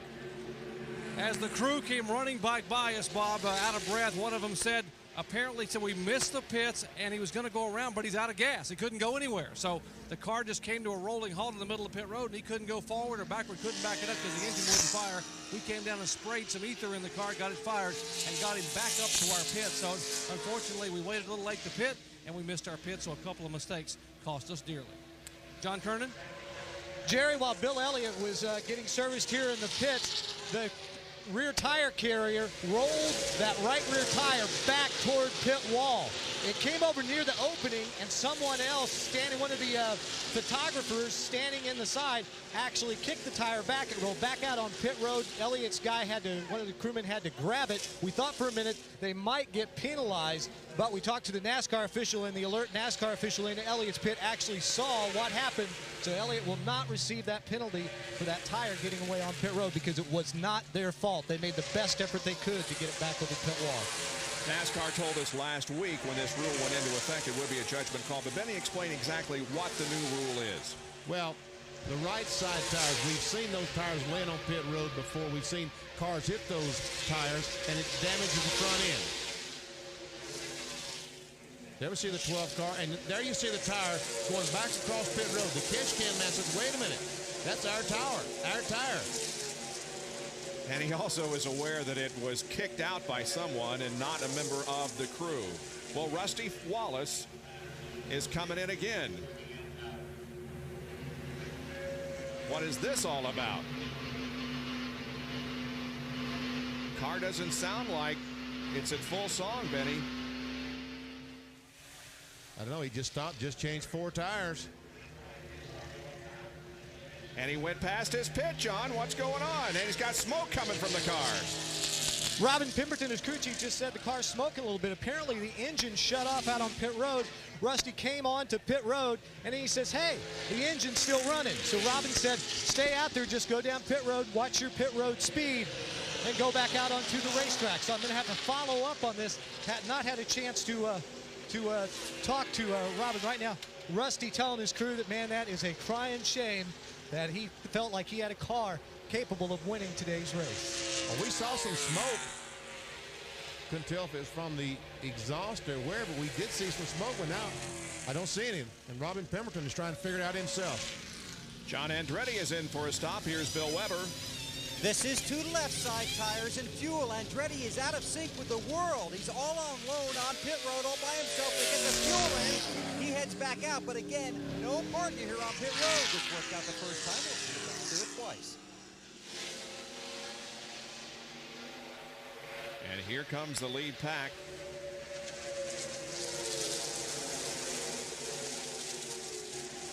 And Rusty Wallace makes it around to his pit once again, and he's going behind the wall, John. He's headed to the garage area. Apparently something broke under the hood. Not quite sure exactly what it was yet, but Robin Pemberton just congratulated his guys and said, you all did a great job. It's a real shame that we had to have this happen to us, but there was no way the engine, although it was still running, there was something broken in it that would not allow them to run at speed. So rather than stay out on the racetrack and be in danger to everybody else. And something with the 6 car now, Bob, or 26? It's the 26 car, and he's going to drop down off the banking, it would appear, and head for pit road. Yes, indeed. So Jimmy Spencer will come in for a stop. By the way, Rusty Wallace finished 4th in the Daytona 500. That was his best finish in 49 restrictor plate races. And Mike Skinner will come along and pit with Jimmy Spencer, as Jimmy is the first to hit his pit stall. There it is. Down to Jerry. Well, Jimmy Spencer out of gas on pit road. His crew now going to work to try to change the left side tires. They were trying to make it one more lap for Spencer, trying to be able to get him in and off of pit road, trying to be able to wait and get as much gas in the car as they possibly could. He was completely out of fuel when he came down. And the Dale car also out of fuel. Yes. I'm sorry, Jerry. Yes, he is. Dale Jarrett is out of fuel, coasting into turn 3. Boy, you just cannot take the chance of stretching it another lap, but we've seen that happen on a couple of occasions, and now it happens to Dale Jarrett. Well, what happened? Mark Martin and Jeff Burton has put a lot of pressure on these guys to take a chance, to gamble, because they're still out there. They still haven't stopped. If they can go to, what, 125 or 126, they can make it on that will be their last stop. And all these other cars have to stop again. It will come out to be a battle between Jeff Burton and Mark Martin for the victory. And Benny, obviously the weather change and the new restrictor plate hasn't really given these guys as good a fuel mileage as they thought they were going to be getting. Well, the defending NASCAR Winston Cup champion had very few bad breaks last year in winning that championship, but unfortunately things have gone wrong here today at Talladega, and as the field goes by, Jarrett has yet to hit his pit stall. Here they come. Down to Jerry Punch. Well, they had pitted on lap 59. I was talking to Todd Terra. They were going to try to stretch the fuel to make it on one more stop. They were going to try to go 64 laps to be able to get back on sequence with Mark Martin and the 99 of Jeff Burton. Obviously, it didn't make it. The car ran out of fuel, and so they have made a pit stop and now exit pit road. That was a great pit stop to be out of fuel. 16.3 is on the screen. The leader of the race is Jeff Burton. Second is Mark Martin. Then comes Ricky Rudd. And fourth is Jeff Gordon. There's the leader. And we understand that Jarrett's going to be penalized for exceeding the speed limit coming out of the pit. Wow. Boy, that's compounding the problems, isn't it? Yep. You can see that Burton is running toward the back of this group of cars, but all those cars up ahead of him have already pitted. He is the lead. Bill Elliott had to stop and go. What was that all about? Bob, it goes back to that tire issue, but basically what happened, the catch can man went after that tire and didn't get the catch can out of the car. So Bill Elliott ended up making a stop and go penalty anyway. Wasn't for the tire, but because they left the catch can in the rear of the car. And Bill shown now a lap down back in 27th position. Well, Burton is about to complete the 124th lap. Make that, yeah, 124. He stopped on 61 before. So, Ray, he's now been 63 laps. He can make it from here on one more then. Benny, it sure looks like those guys are going to go for it. You know, Jack Roush works really hard on the carburetors of those cars, and they've got something figured out.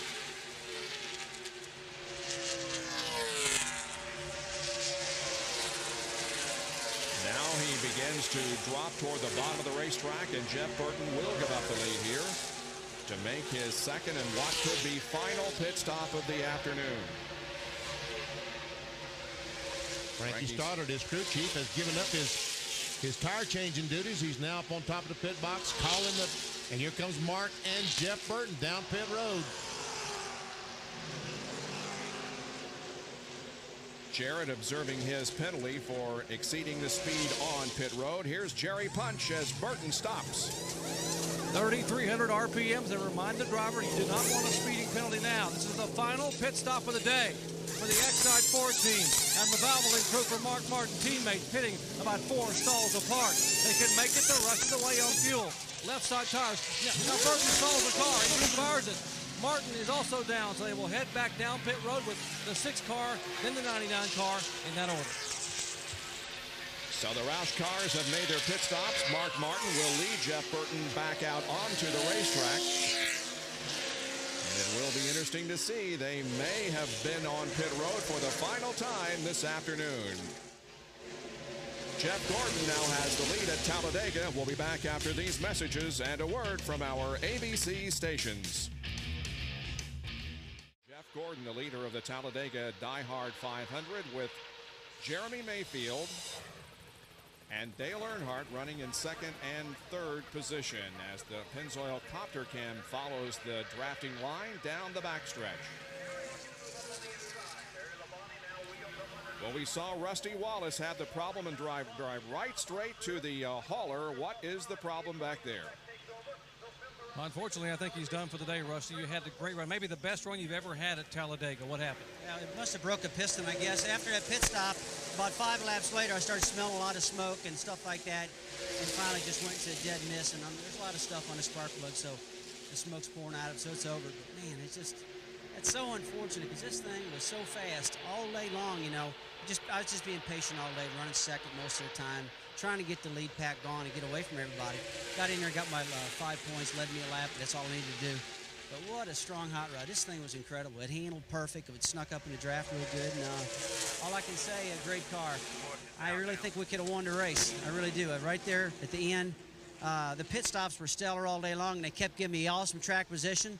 And we lost an engine, but you know what? That's about the only one we've lost in a long, long time, and I guess you do lose one every now and then. Now we've got a caution on the racetrack for Kenny Wallace, so we'll check in and see there. Sorry to have you out, Rusty. Kenny obviously is okay. May have scraped the wall, though, enough to bring out the second caution of the afternoon and the first since lap 2. And, boy, all those plans that the cat in the hat Jack Roush came up with have all gone down the tubes because now all of them can make it from here the rest of the way. Benny, we'll probably see a lot of 2 tire stops this time. Guys have not been on the left sides that long, and they're going to want the track position. Pace car picks up the field. There's Mayfield just behind the pace car. Jeff Gordon right behind Jeremy. Well, we have had 10 leaders so far. Let's review them for you. Mark Martin has led the most laps, 52. Then Sterling Marlin with 21. Gordon and Spencer have each led 14, and so has Jeff Burton. Earnhardt led 5, Mayfield 4, Jarrett 4, Kenseth 2, and Rusty Wallace did lead 1 lap before giving it up for the day. And Bill Elliott was almost lapped. He was about 45 seconds behind the leader. It takes about 49 to get around the racetrack. And the caution flag comes out. He goes all the way around and makes up that 40-some seconds. There he is, catching up with the field. track crew is going to go out and check the racetrack while we're under this caution flag, and we will see some pit stops here in just a moment. And we'll see how many of these cars change 2, how many change 4. Now, there are 24 cars on the lead lap, and so that many are eligible to pit here as the pits come open. Looks like about 24 cars coming down pit road, too. Yes, it does. Coming down at 55 miles an hour. Dale Earnhardt stops at his pit stall. We'll throw to Jerry Punch. Triple split pits, 12, 24, and 3. Got a Ford and 2 Chevrolets. Earnhardt's crew changing right side tires. Let's go down to John Kernan. And Sterling Marlin overshot his pit stall. He still isn't. He's just getting gas. The 12, Jeremy Mayfield, takes right side tires and fuel. But Sterling Marlin, almost a critical error for him, pitting right behind Jeremy. Wow, a 7.6-second pit stop for Jeff Gordon.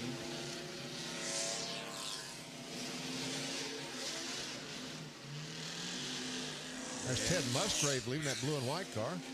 Bill Elliott makes his pit stop, 4 tires. He's good to go. Right back up with these guys.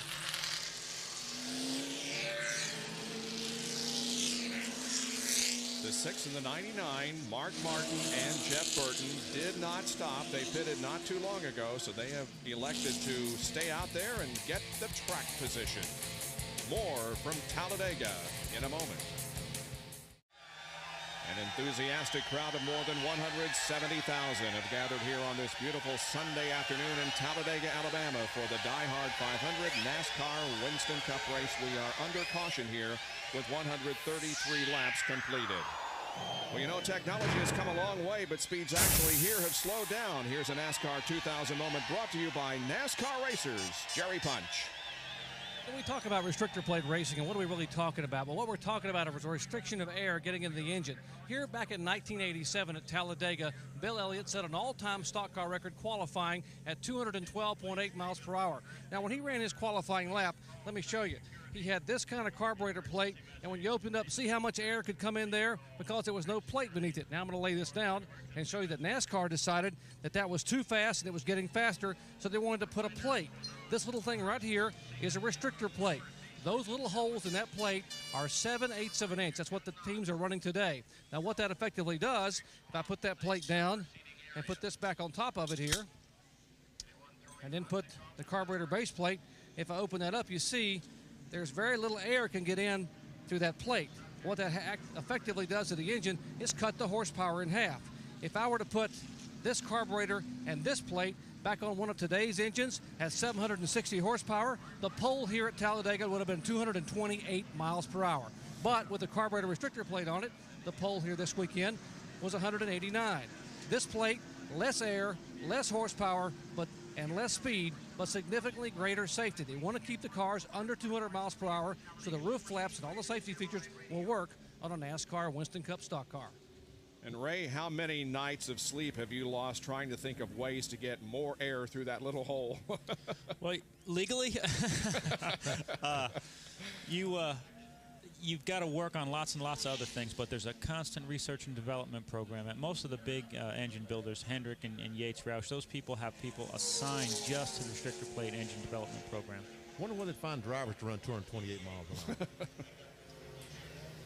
Let's get down to Bill Weber and get a report on the 18 car of Bobby Labonte. Well, Bobby Labonte obviously came in as the point leader, but he has had a dismal day, never really running up front. They've had some problems on pit road, and they had another problem this time when they stopped.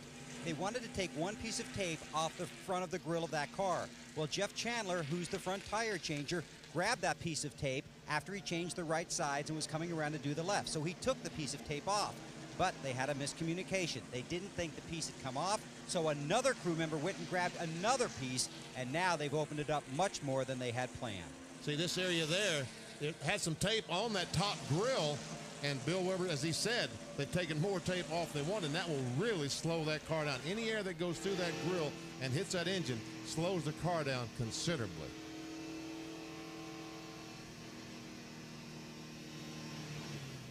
Still under caution, Mark Martin, Jeff Burton, Kenny Irwin is running in third position. Fourth is Mike Skinner, then Jeff Gordon, Jeremy Mayfield, Michael Waltrip, Sterling Marlin, Ward Burton, and and Jimmy Spencer. Those are the top 10 as we are just about ready to get the green flag and resume this race on lap 136.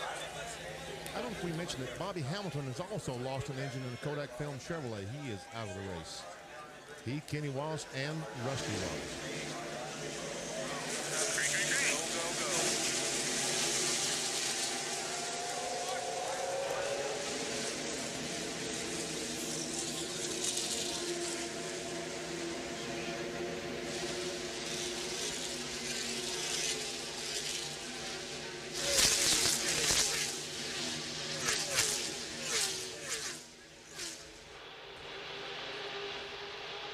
Some of our observers told me that Mark Martin held his hand up to Jeff Burton and said, I'm not going, I'm not going, I'm not going. As soon as he got ready to go, he dropped his hands, which means, okay, you can accelerate. That's one way of keeping those cars from behind you from running into you. And these guys have a lot of hand signals that they do as a courtesy, and that probably went on back through the pack, Benny. They know that it's easy to cause a problem up front. Here what we're talking about. Mark Martin says to the guys, okay, all right, no. All right, let's go, let's go.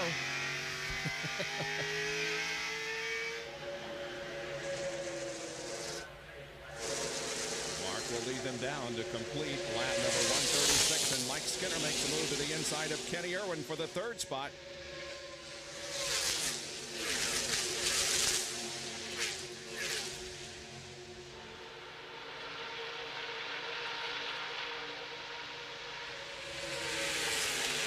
Jeff Gordon trying to take the fourth spot away from Irwin. And Dale Jarrett, who ran out of gas, trying to get a lap back. He is just one lap down to the 28th position, so he needs to get up front and hope there's another caution. Well, he's coming through. Boy, he's got a terrific run going in that number 88. That's a blue car right in the middle of the screen.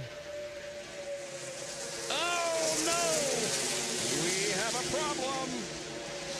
And it's the crash that we had hoped would not happen. And look at the mess right here at the start-finish line. Too numerous to count. I mean, there's just nowhere to go. I saw that Bobby Labonte, our point leader, trying to get his car going. He's trying to drive back down the pit road the wrong way. Is that legal, Ray? Well, I'm not sure, Benny. They might penalize him for that. Ricky Rudd is involved, so is Dale Earnhardt Jr., Tony Stewart, Stacy Compton, Dick Trickle, Robbie Barrier, Robbie Gordon, yep. There's we see Tony Stewart trying to get his car back to pit road. Looks like he's got a little oil file there. I see Matt Kenseth is going to get a lap back, and here comes the 32 car, Pruitt, trying to get a lap back. Will he beat Mark? Looks like, oh, there's cars everywhere. So slow down now, guys. Be careful. Scott did get the lap back. Now, Bobby Labonte, we see Kenny Schrader walking away from his car. Bobby Labonte, I guess they told him he couldn't go that way, so he turned around.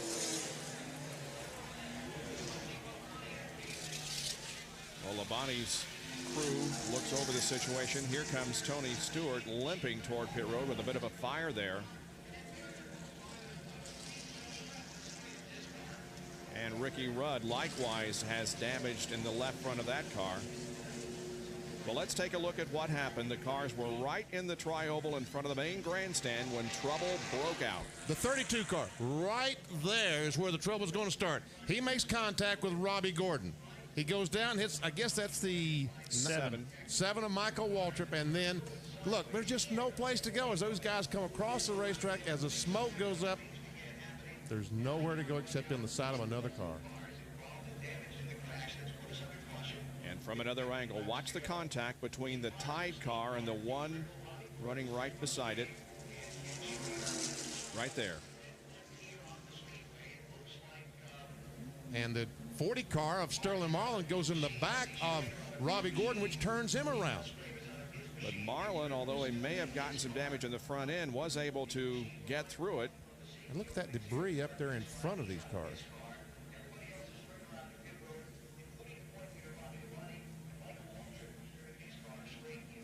And from another angle,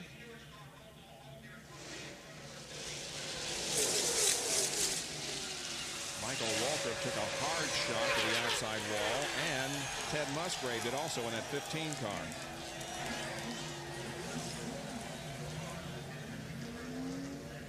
All right, now we go on board with Michael Waltrip. And we'll just listen this time.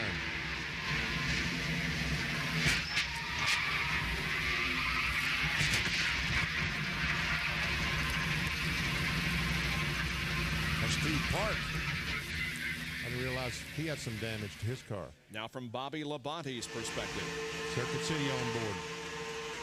And that's Ted Musgrave right in front of Bobby.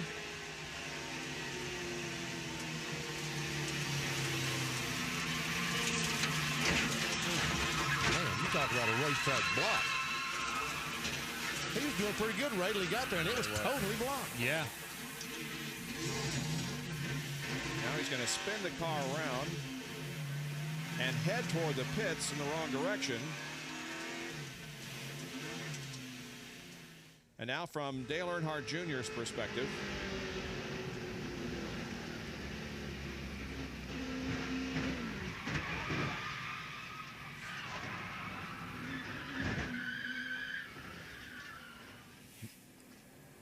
Now, folks, I think you understand what we mean by the big one. But we waited for over 135 laps before we had it. That's one reason you hate to see caution flags, because they always seem to breed more caution flags.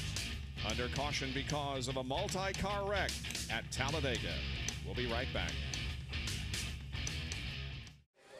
Well, it has happened here at Talladega, what we hoped would not, and the tire marks tell the story. A huge crash right at the start-finish line involving at least 17 cars. Look at those skid marks.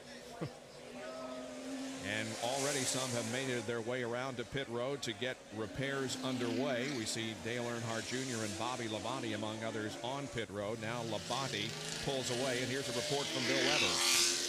Yeah, he's going back out on the track, but he'll be back. He took a tougher hit than the stock market did on Friday, Bob. They've got numerous repairs to make to that, a lot of tape. They had to just check the toe. They're still working on that.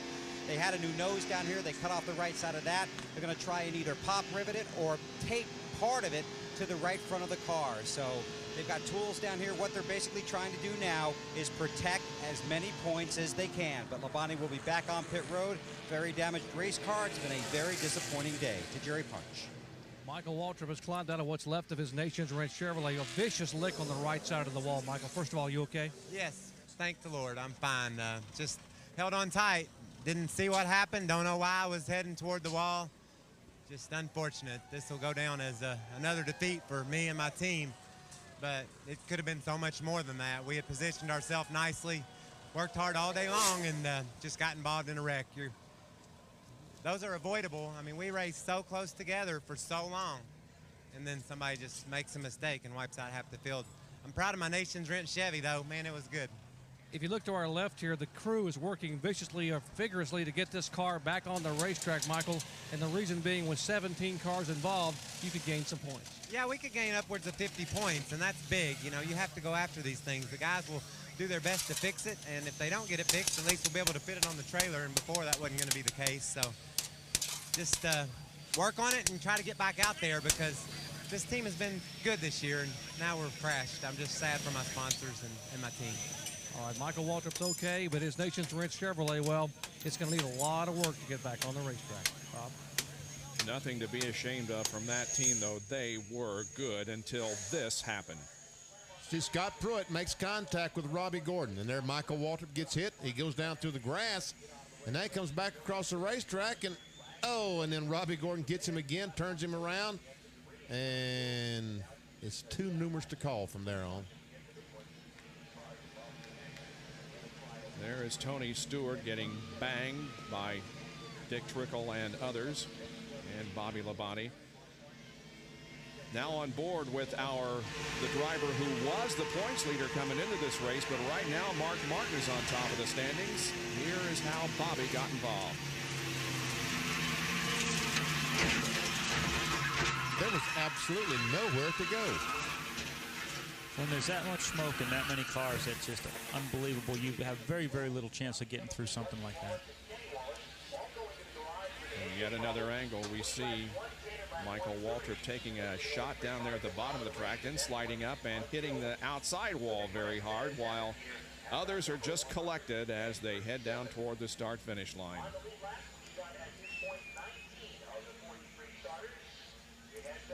And after that, Tony Stewart drove the car around, got so far and decided that he would bail out. There is a fire burning right at the front of the car. Pretty good reason. Yeah. I think I'd be getting out too. Stewart just sets down, regains his composure. He took a hard shot in that wreck.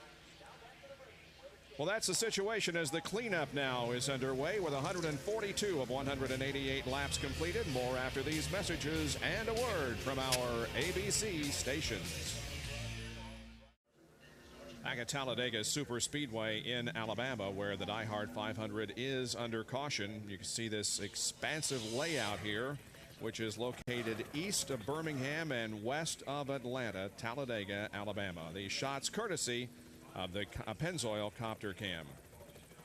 Well, the fans gathered here have seen a huge crash. Let's take a look at the cars involved in it. Some 17 became entangled in the mess, including the points leader going into this event, Bobby Labonte, and his teammate, Tony Stewart.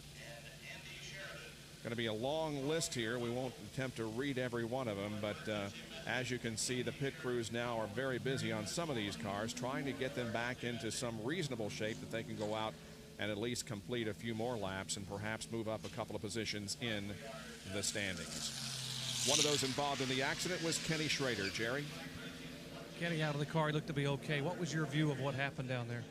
When I got there, Jerry, there was just a lot of smoke. And I saw the 60 car coming back across the racetrack, and it's like, don't think I'm going to miss him. And I got into the 60, I guess, which was a trickle, and then someone got into us. But it started way up there. Your M&M's Pontiac is now an M Pontiac. Part of the other M has been ripped away. The crew over there working on it. Any shot of you getting back out with you 14th in the points? I'm sure if it's any way possible. I fired it. I mean, it never shut it off. I kept it running, but looked down, didn't have any oil pressure, so I shut it off. Steering wheel was still in about the same position, so, you know, they might be able to just put all the stuff in the front, back of the motor, radiator and stuff, and get it back out. But we talked about this before, Jerry. At least it wasn't the W&W Pontiac, so it wasn't all that bad. It wasn't upside down. A sense of humor from Kenny Schrader. He'd like to get back out, guys, and stay in the top 15 in points if possible. Well, we're just glad to see him okay. Let's take a look at a Napa field summary and where they are right now with Martin and Burton showing the way, with Skinner, Gordon, and Kenny Irwin completing the top 5. All these cars on the lead lap.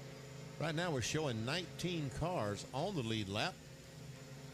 We saw the 17 and the 32 race the leader, Mark Martin, back to the pits, back to the line, and we said, well, he got a lap back. Well, the fact of the matter is that Mark Martin had already taken the caution flag, so that froze the cars in position. They were not allowed to pass the leader. And there are some of the cars involved that are off the track getting repairs made. Well, this is the big one that occurred right here in the Tri-Oval. 17 involved in a big pileup at Talladega. Apparently, everyone is okay. The DieHard 500 continues here on ABC Sports in just a moment. Still under caution here at Talladega in the DieHard 500. Well, tonight at 7:30 Eastern Time, the NHL Stanley Cup Playoff Conference quarterfinal game number 3 features the Philadelphia Flyers against the Buffalo Sabres. Dominic Hasek, 25 saves, but it's still his team 0-2 in the series. ESPN and ABC are the exclusive networks for all Stanley Cup action. The cars line up 2 by 2, and you know what that means. We are set to go back to competition on lap 147.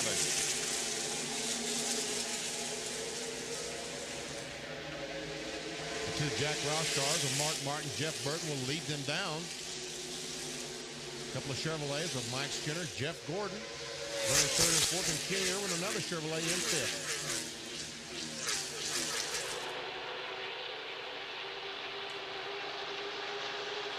Kenny Irwin is having one of his best runs of the year, his best finish in the year 2000. He finished 14th at Daytona. Max Kenseth there on the bottom side of the track. He is the first car lap down in 20th spot. All those up on top are on the lead lap, and included in those a lap down Dale Jarrett, who's 21st. Jerry Punch is with Tony Stewart, another one of those involved in the big wreck. Tony, a very, very hard lick. Good to see you climbed out of the car and are okay now. You see what happened out there from your vantage point? Just a bunch of cars got collected in front of us.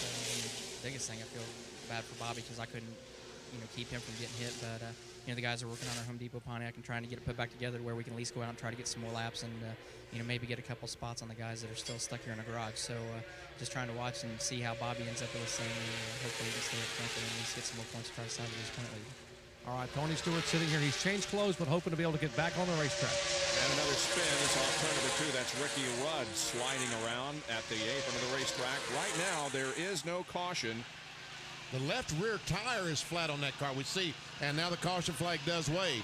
Now here comes DJ. Can these guys get, where's DJ? He and Kenzo too far back. Yeah, they're about, 8th in line back there, so they will not get a lap back. But the battle is on for the lead of Jeff Gordon. Well, they were 4 abreast at the line. I think Mark Martin backed off to let Kenzo maybe and Dale Jarrett get a lap back. And those guys behind him would not have anything to do with that. Talking about Jeff Burton, Mike Skinner, and Jeff Gordon. He said, hey, if he's going to back off, we're going to pass him. But there is a gentleman's agreement not to pass each other, race back to the line, but sometimes that doesn't work. Didn't work last week with Martinsville, Benny. I don't think it's working here today. No, not working too good. Here it is. As they went to the line, they're going to be 4 deep. And I don't know who wins. I guess Mark Martin does barely beat Jeff Gordon to the line, and Skinner and Burton's probably a tie for 3rd. In any case, none of those a lap down did get a lap back. So the second caution flag here on concession has slowed the pace at the DieHard 500. Back in a moment. A spinning Ricky Rudd off corner number 2 has brought out our 3rd overall caution of the day here on lap 149 at Talladega. We told you about the hockey game at 7:30 tonight on ESPN2. Well, next Sunday, the Stanley Cup playoff continues with quarterfinal action. Check your local listings or log on to abcsports.com for the game in your area. You'll see it next Sunday live at 3 o'clock Eastern, 12 Pacific on ABC, home of the Stanley Cup. Bobby Labonte comes out of the pits once again. He's made numerous pit stops trying to get that car taped up as much as possible so we can complete the race. That thing looks like a refugee from the junkyard, doesn't it? Well, they'll keep working on that to get that body as aerodynamic as they can. NASCAR will make him maintain a minimum speed or they'll park him. Right now, he's still on the lead lap. If they were to park him for not being able to go fast enough, he'd lose 10 to 12 spots. And Bill Weber has more. And we just checked down here, double-checked Ray. That should be a lap time of 58.90 is the minimum speed that these cars have to turn here at Talladega, 58.90. If Labonte can't maintain that, they will park him. Jerry. Ricky Rudd back on pit road. Apparently they had tried to repair a front fender from that previous melee involving 17 cars, and that was the offending factor that cut a tire that caused him to spin a moment ago and produce this caution flag. Ricky Rudd back on pit road trying to get all 4 tires back on the car. The fender is pulled back away so he gets to take the go forward back on the racetrack. Let's check in with John. Sterling Marlin, who led some of the middle portions of this race, got into the back of someone during the big wreck and damaged the right front of his car. They had to use a hammer, beat down the hood on the right side, and also around the grill, they had to tape it up because there was a hole going up under the hood. So I talked to Scott Eggleston, his crew chief, to try and find out how much that would affect the car. Scott just shook his head. He says, I'm not really sure how much it's going to hurt the car aerodynamically. To Bill Webb.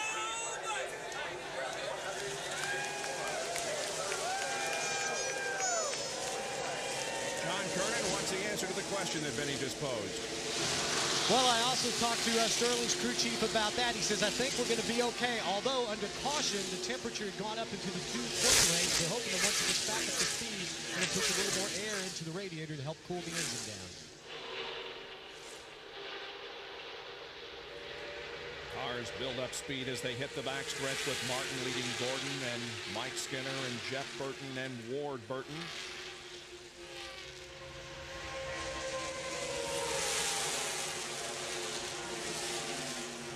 Jeff Burton goes to the high side of Mike Skinner, trying to take away the third position. His brother decides not to go up there, but stay behind Mike.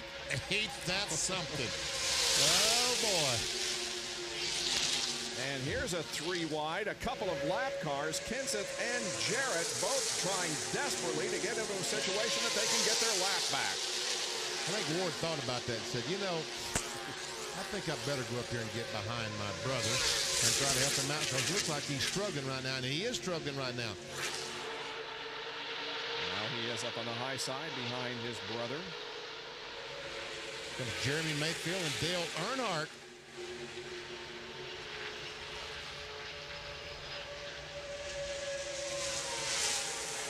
Mayfield will go to the middle lane now, up behind Jeff Gordon.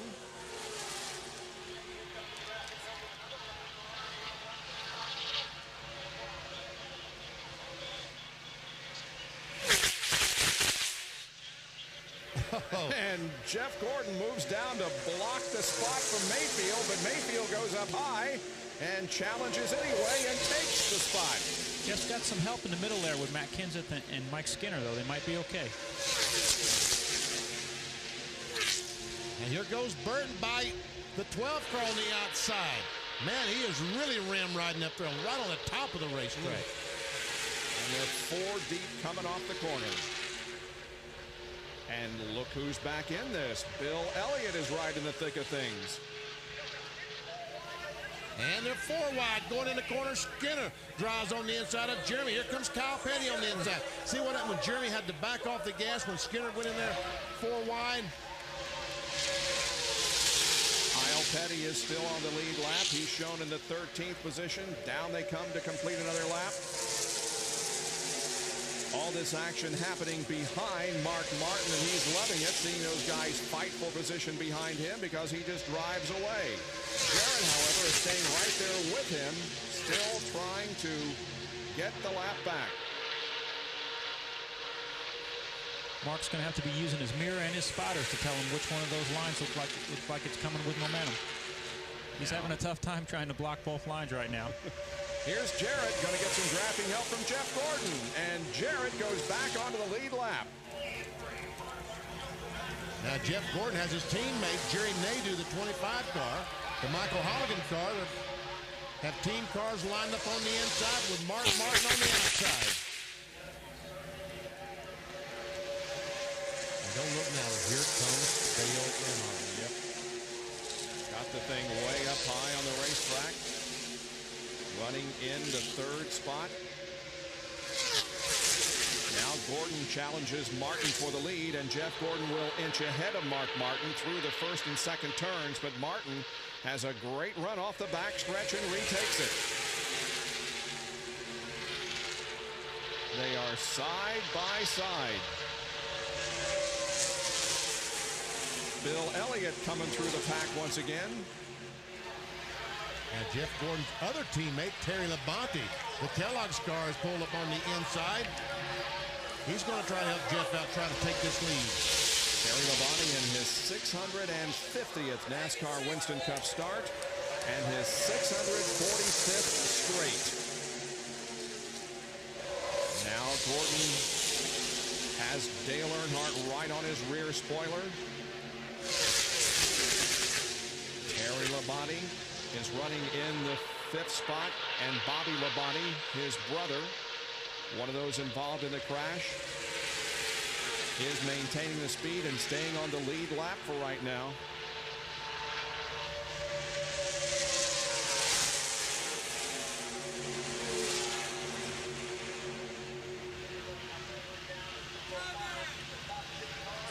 They continue to run 3 wide back of those running up front. Matt Kenseth in the 17 car. He is in 21st spot, a lap down.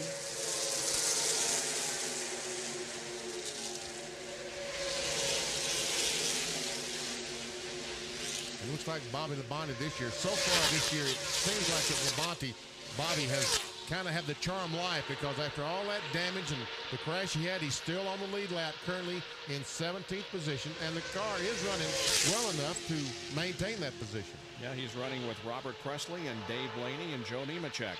They need to get Blaney out front. He's the only one that's got a good nose on his car.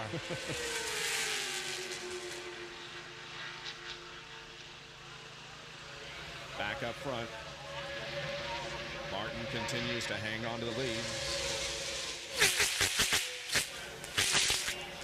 That 97 car, the John Deere car of Chad Little, is back in the 26th position, 3 laps down. Oh, Gordon looking high, looking low, looking up high. Now pulls alongside Mark Martin, gets a good run again through the first and second banking, and inches ahead as they hit the backstretch. Dale Earnhardt will come along in second position. Now we've got 3 Jack Roush cars lined up on the inside. Mark Martin, Jeff Burton, and Chad Little. Chad Little is the only one not on the lead lap. He's in 26th spot, 3 laps down.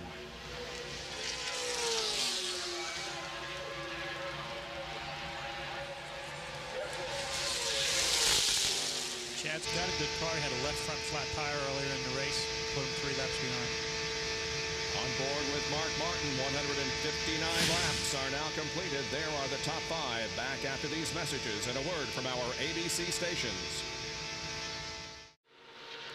Just a little past 4 o'clock Eastern Time, we welcome you back to Talladega Superspeedway. We've completed 162 of 188 laps in the DieHard 500 NASCAR Winston Cup race, and Jeff Gordon no longer has the lead as Mark Martin brings Kenny Irwin and Ward Burton with him. Now Dale Jarrett is the lead car, but he is at the tail end of the lead lap.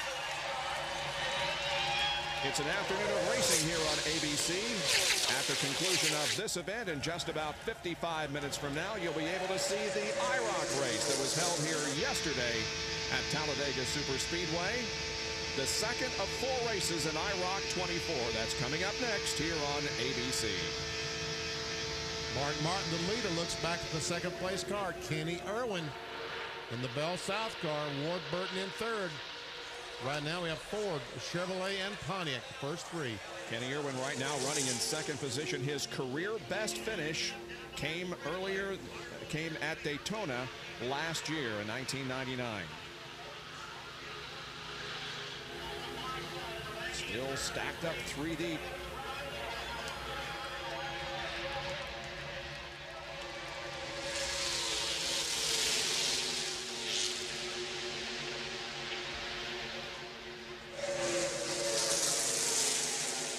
Gordon and Bill Elliott running together, contesting the 5th position. Bill started at the outside of the front row, fell back to as low as 40th, and currently runs in the 6th spot.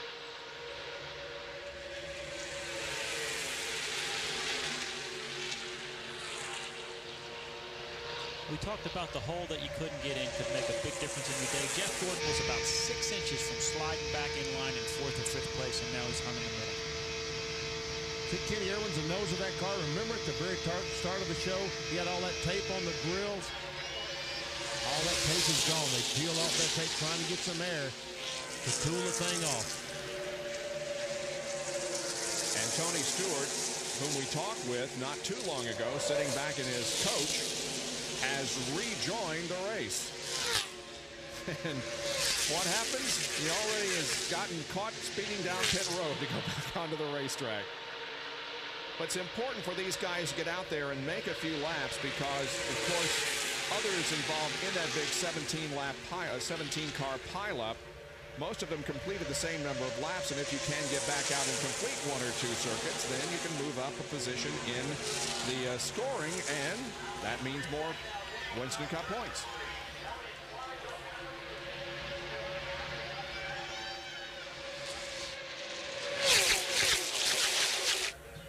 And look how quickly things can change. Kenny Irwin was second just a couple of laps ago, and now as they come down and cross the line, he'll be shown in the 6th spot. We've got Mike Skinner, Sterling Marlin, Jeff Gordon, Johnny Benson, all these cars side by side. Here's Benson getting a great run. I thought he had a great run on the 31 car. Mike Skinner did not work out.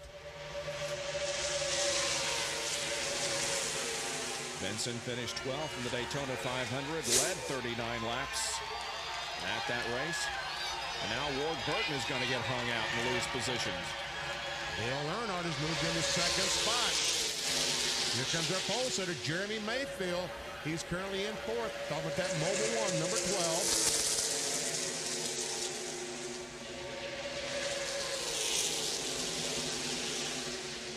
Sterling Marlin moves up to fifth.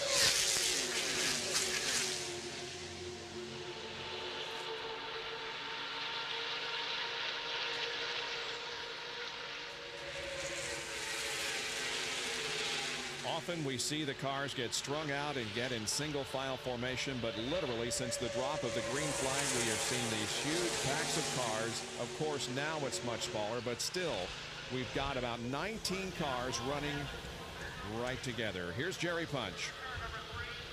A moment ago, Mark Martin radioed and told his spotter to tell the 88 spotter, Dale Jarrett, to stay on the bottom of the racetrack. In other words, if DJ stays on the bottom of the racetrack, Mark will stay there because the 88 car in front of him helps him in the draft and keeps the 3 behind him. So Mark Martin will stay in line behind the 88. If a caution would fly, the 88 would get back on the lead lap. So he told DJ to stay on the bottom of the racetrack.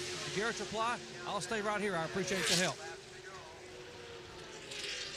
Bill Elliott has quietly and patiently worked his way back to the front of the pack, currently sitting in the 3rd spot. That's the same car that finished 3rd in the Daytona 500 earlier this year and also won one of the qualifying races. The crew tells me they have not tested with that car since then, but they have been to the wind tunnel and massaged the body a lot. They say the car is the same as it was at Daytona, only better.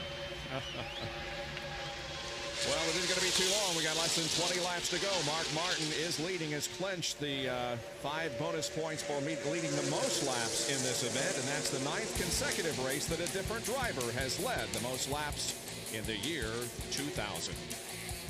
We'll be right back. The DieHard 500 in its closing laps. 172 complete of 188, and the leader of the race is Mark Martin, followed by Dale Earnhardt and Bill Elliott. Completing the top 5, Jeremy Mayfield, who was our pole sitter, and the 31 of Mike Skinner.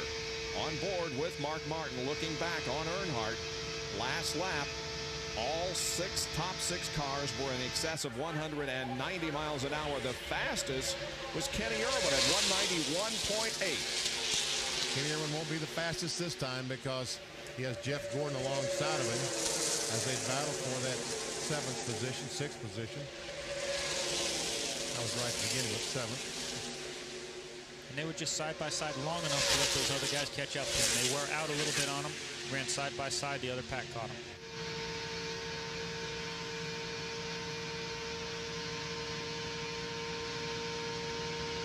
Ward Burton has had a good race. And another car comes back into the event. That is Michael Waltrip, who took a couple of really hard shots during that big 17-car pileup that we had on about lap 138. But Steve Park also re-entered the race. I'm sorry, he's coming off turn 2.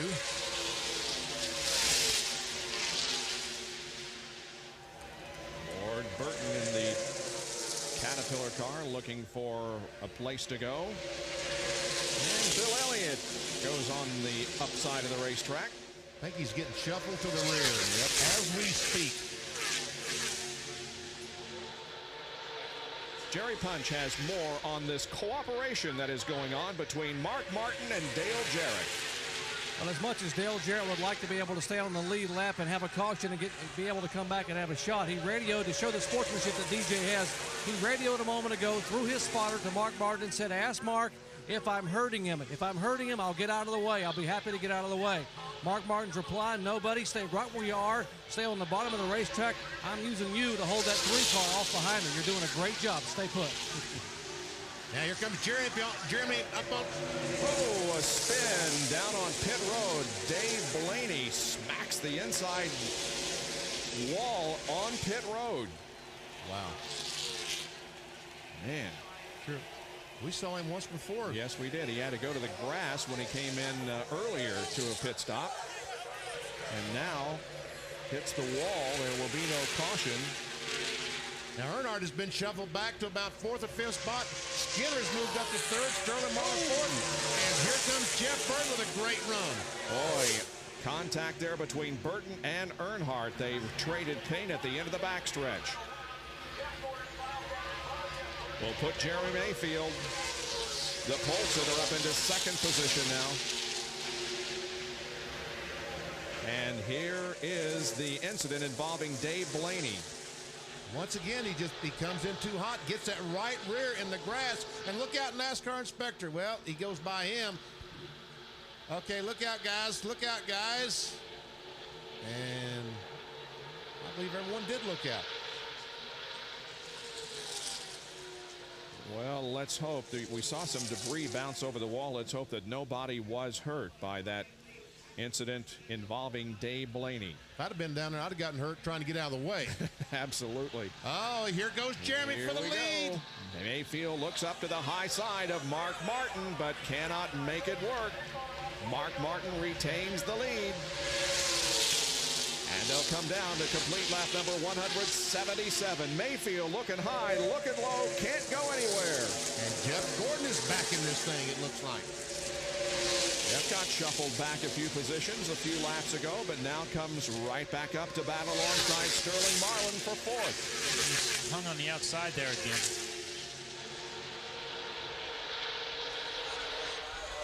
And Jeff Burton once again tries to go inside of Sterling Marlin and will do so down the backstretch. With Dale Earnhardt in tow, Mark Martin is going to move over in front of Jeff Burton. And Jeff Gordon just moved right over in front of Jeff Burton, trying to get some of that push in that 99 car. And look, it looked like it worked very well. Jerry Punch, any injuries down there on pit road? No, very close call. We were about 4 or 5 feet away from where the 93 car came flying by. Robert Yates was standing just below us. He dove back around the wall and caught his foot on the wall and tumbled over and hit his head. And that's why they brought the ambulance down pit road a moment ago. But I went over and talked to Robert. He's up and okay now, walking around. They're taking the ambulance back away. But wow, some scary moments down here. I'll bet so. Good to hear nobody is injured. All right, we've got less than 10 laps to go. There is Robert Yates. He's okay. He said, I will think I will sit down, though.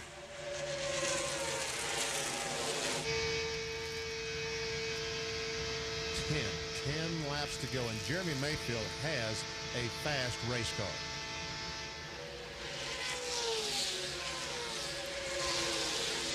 Back here, there's 3 wide. Jeff Burton, Terry Labonte, and Jimmy Spencer. Here comes John Andretti down to the low side of Johnny Benson. That's 8th, 9th, 10th, 11th, and I don't know how many. That's on back. It's just a genuine mess. 9 to go. And Elliott, who was up there amongst them a few laps ago, now is at the back of this group, back in 16th position.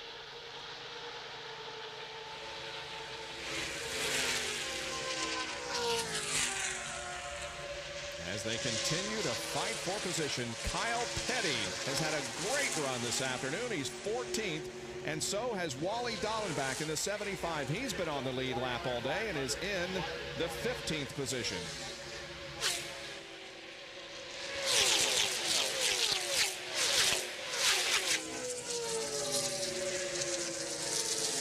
You know, this is just, it's amazing how things work out in this business. Remember the Daytona 500 when Dale Jarrett won the race? He and Mark Martin were running 2nd and 3rd, and Mark said we had a plan to go by Johnny Benson, take the lead, and when they started their plan and something happened, DJ, he felt like abandoned him, just left him out there and went on to win the race. Mark finished about 5th, and Mark was very, very angry. Right now, he's trying to use Dale Jarrett to win the race at Talladega. So things do have a way of going full circle in this business. What goes around comes around.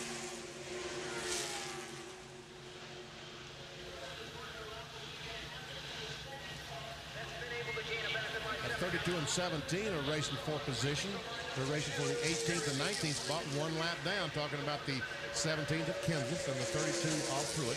And the 25 of Jerry Nadeau is also in that battle.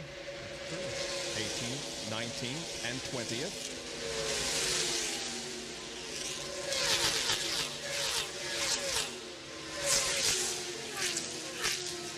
Here we go, 4 abreast. Dollenbach just drives to the inside of Kyle Petty and starts to move up in front of him, but he doesn't have him clear.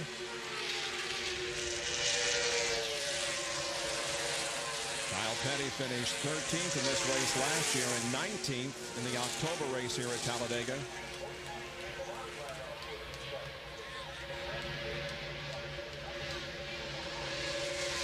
Meanwhile, back up front, it's still Mark Martin maintaining the advantage on Jeremy Mayfield, but everybody is trying to get in a better position. Now Jeff Gordon upside of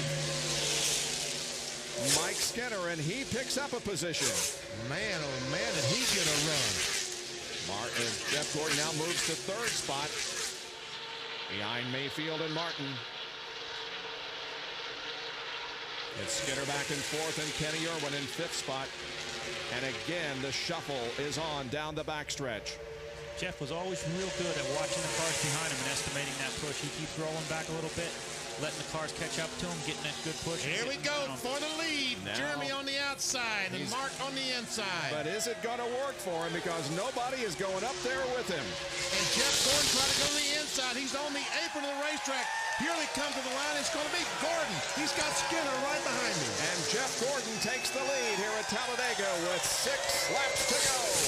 And look there, 42 of Kenny Irwin on the bottom. 4 wide for 2nd position. Now is Mark Martin. What's he going to do? He's caught in the middle, and is Jeff Gordon's car going to work with Dale Jarrett? Jarrett in a Ford and Gordon in a Chevy. Let's see what happens here in the closing laps. Kenny Irwin has moved back up to 2nd spot, and Mike Skinner is in 3rd. 2nd and 3rd position. They've never won a NASCAR Winston Cup race. They're coming down with 4 more laps to go. Jeff Gordon trying to end a winless streak. And Skinner goes down on the grass to move into 2nd spot. He's on the inside of Kenny Irwin. And he successfully gets 2nd spot. Ward Burton is up high with Terry Labonte. And Ward Burton slides down into 3rd position.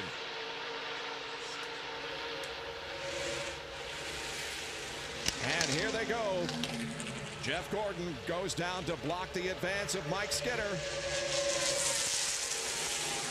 Skinner rolling back to get that push off of the 22. Side-by-side battle for 4th position.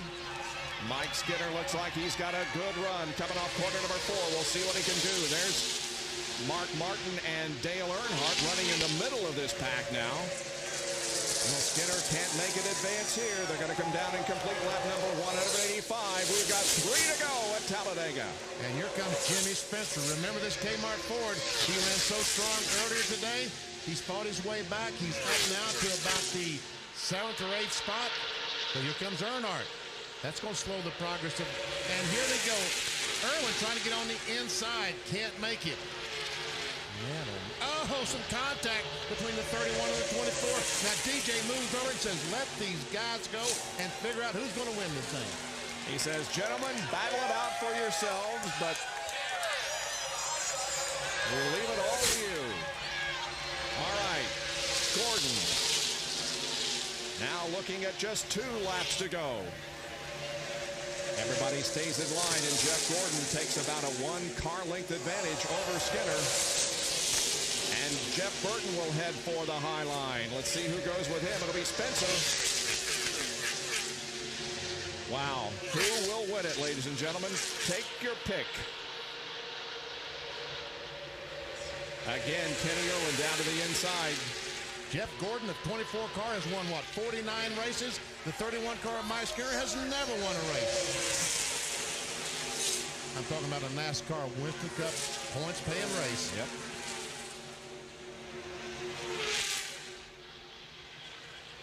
They remain in the same order. Oh, and this time Gordon comes up the hill. I thought Skinner had a run, could not quite make it.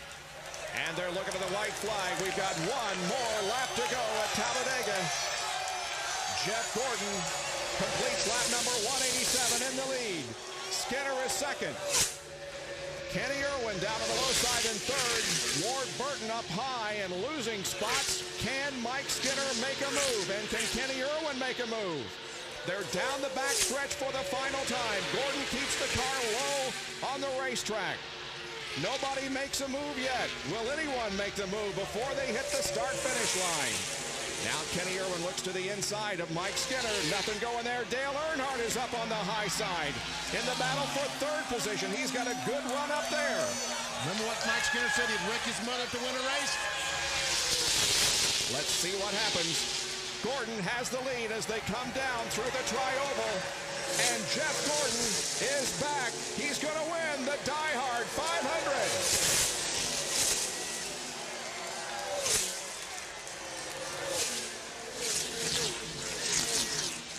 And as they cross the line, you can see the finishing positions. Skinner, Earnhardt, Irwin, and Spencer complete the top 5, and Jeff Gordon breaks the winless streak. Now to Bill Weber.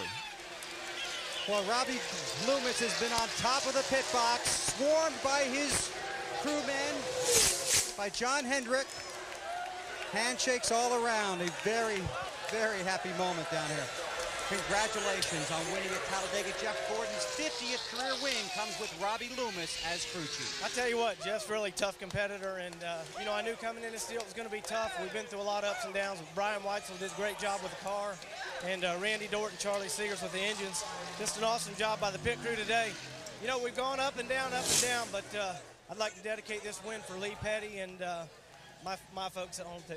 Congratulations. See you in victory lane.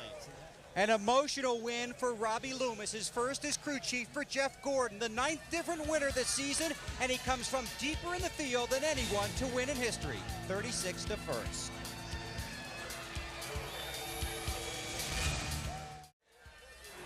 Jeff Gordon and the new Rainbow Warriors are back. They have watched their driver take the checkered flag here this afternoon in Talladega, and they have seen Jeff Gordon win his 50th NASCAR Winston Cup event and breaks a 14-race losing streak that dates back to last October at the Lowe's Motor Speedway in Charlotte. Let's go to victory lane, our McDonald's Winner's Circle interview. Here's Dr. Jerry Punch.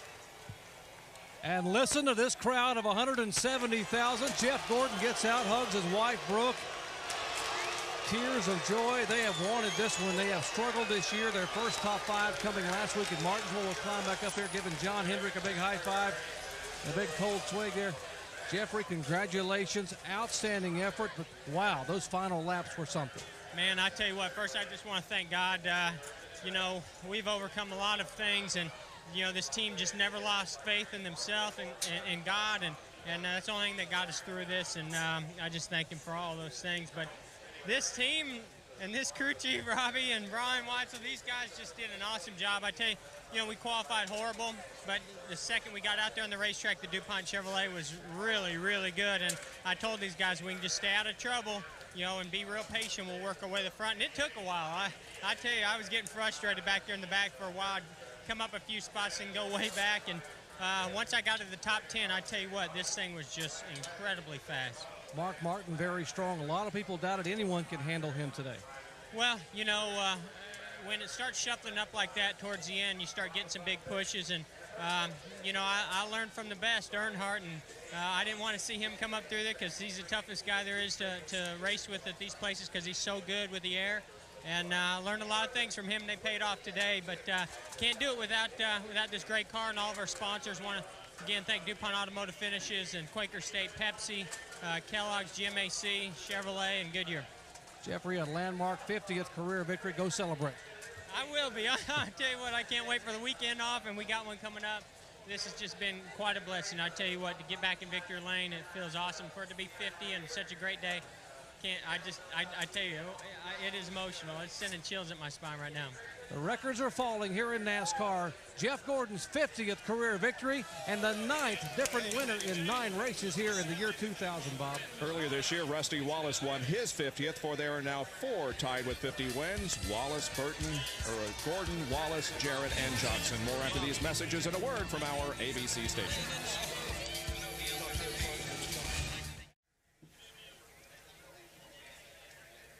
Back at Talladega Superspeedway in Alabama, where Jeff Gordon has won today's DieHard 500. The margin of victory, 1900ths of a second in the last 5 DieHard 500s going into today, the average margin of victory was 0.17 of a second, so today was just about average. Let's go down to John Kernan. Well, Mark Martin did not win the race. You were out for a lot of laps, led the most laps, Mark, but the big picture, you took over the points lead. Well, we raced as hard as we could for it. I'm really pleased with the Eagle One car. Valvoline Cummins team has worked hard on our plate stuff this year.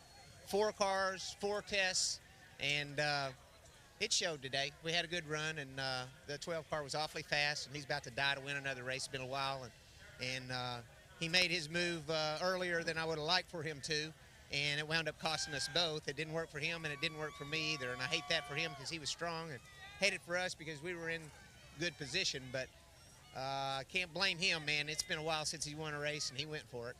Mark Martin made almost all the right moves today. Now let's go to Bill Weber. And that's Dale Earnhardt. You did come home third.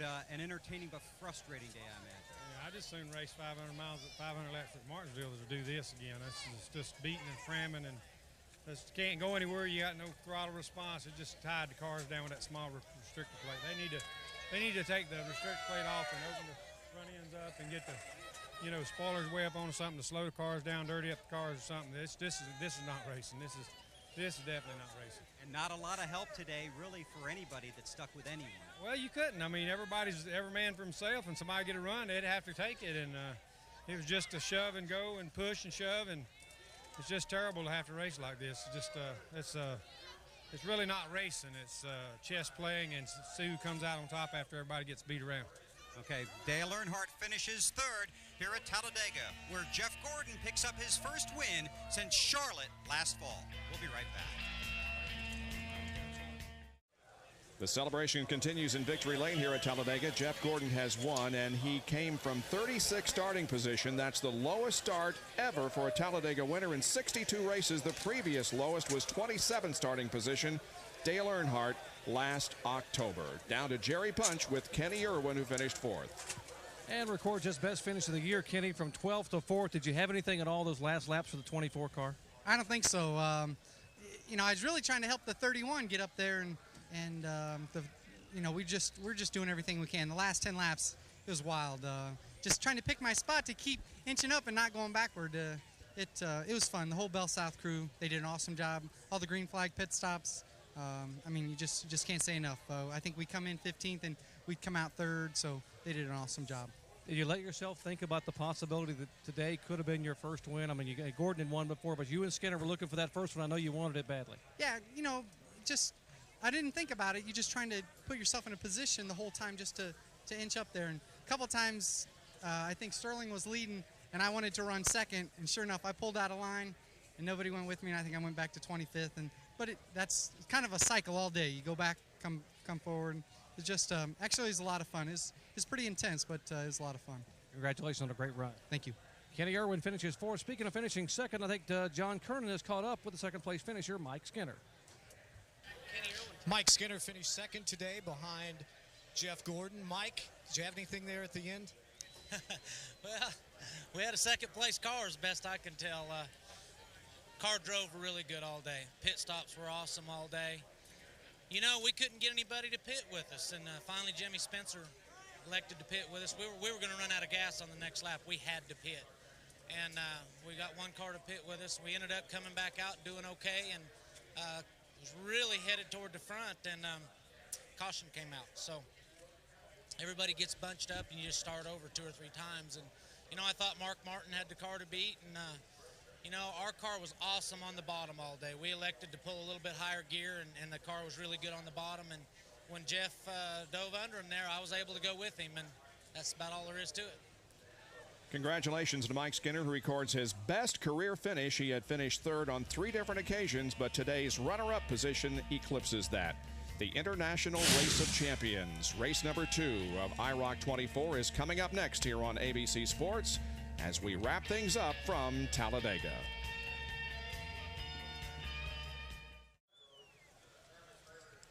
We have our 9th different winner in as many races to begin the 2000 NASCAR Winston Cup season, and we also have a new points leader. Mark Martin gains a spot and takes over the lead from Bobby Labonte. Ward Burton stays in 3rd. Dale Earnhardt moves up a spot. Jeff Burton down 1. Dale Jarrett gained a spot. Jeff Gordon moved up 5 with his victory. Rusty Wallace dropped 2 positions. Jeremy Mayfield stays in 9th, and Terry Labonte moves into the top 10 in the point standings. And speaking of Bobby Labonte, here's Bill Weber. And it's a good-natured but frustrated Bobby Labonte. You've had some great days this season, but this was not one of them. Well, no, but it could have been a lot worse. I tell you what, I looked at the car afterwards, and we could have busted the radiator, got the oil pump or something like that, and fortunately the guys worked real hard, got it back out there. We lost 1 lap, and, you know, just were able to get back some positions there that maybe we didn't deserve being involved in a big wreck like that. So, good day or bad day, at least we finished up 21st, which wasn't all that bad. A difficult day all around, though, let aside from the wreck, because there was tremendous traffic.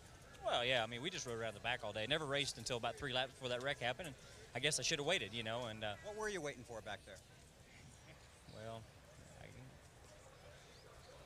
Well, yeah, that's pretty well put like that. But, you know, it's just one of those deals, and, you know, sometimes you're involved and sometimes you're not. Okay, Bobby, thanks a lot. We'll see you in California. Okay, thanks a lot. Okay, that's Bobby Labonte. He's currently 2nd in points, 24 behind, and obviously a difficult day for him.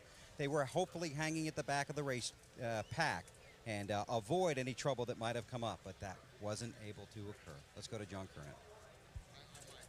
And a great run for Jimmy Spencer today. Jimmy, from a fan's point of view, that was a heck of a race, but what was it like for you in the driver's seat? Well, the most important thing, John, is the fans enjoyed this race. And if I was paying $50-$60 for a ticket, I want to see a good race, and they saw one in the DieHard 500. For us, it was very stressful, you know.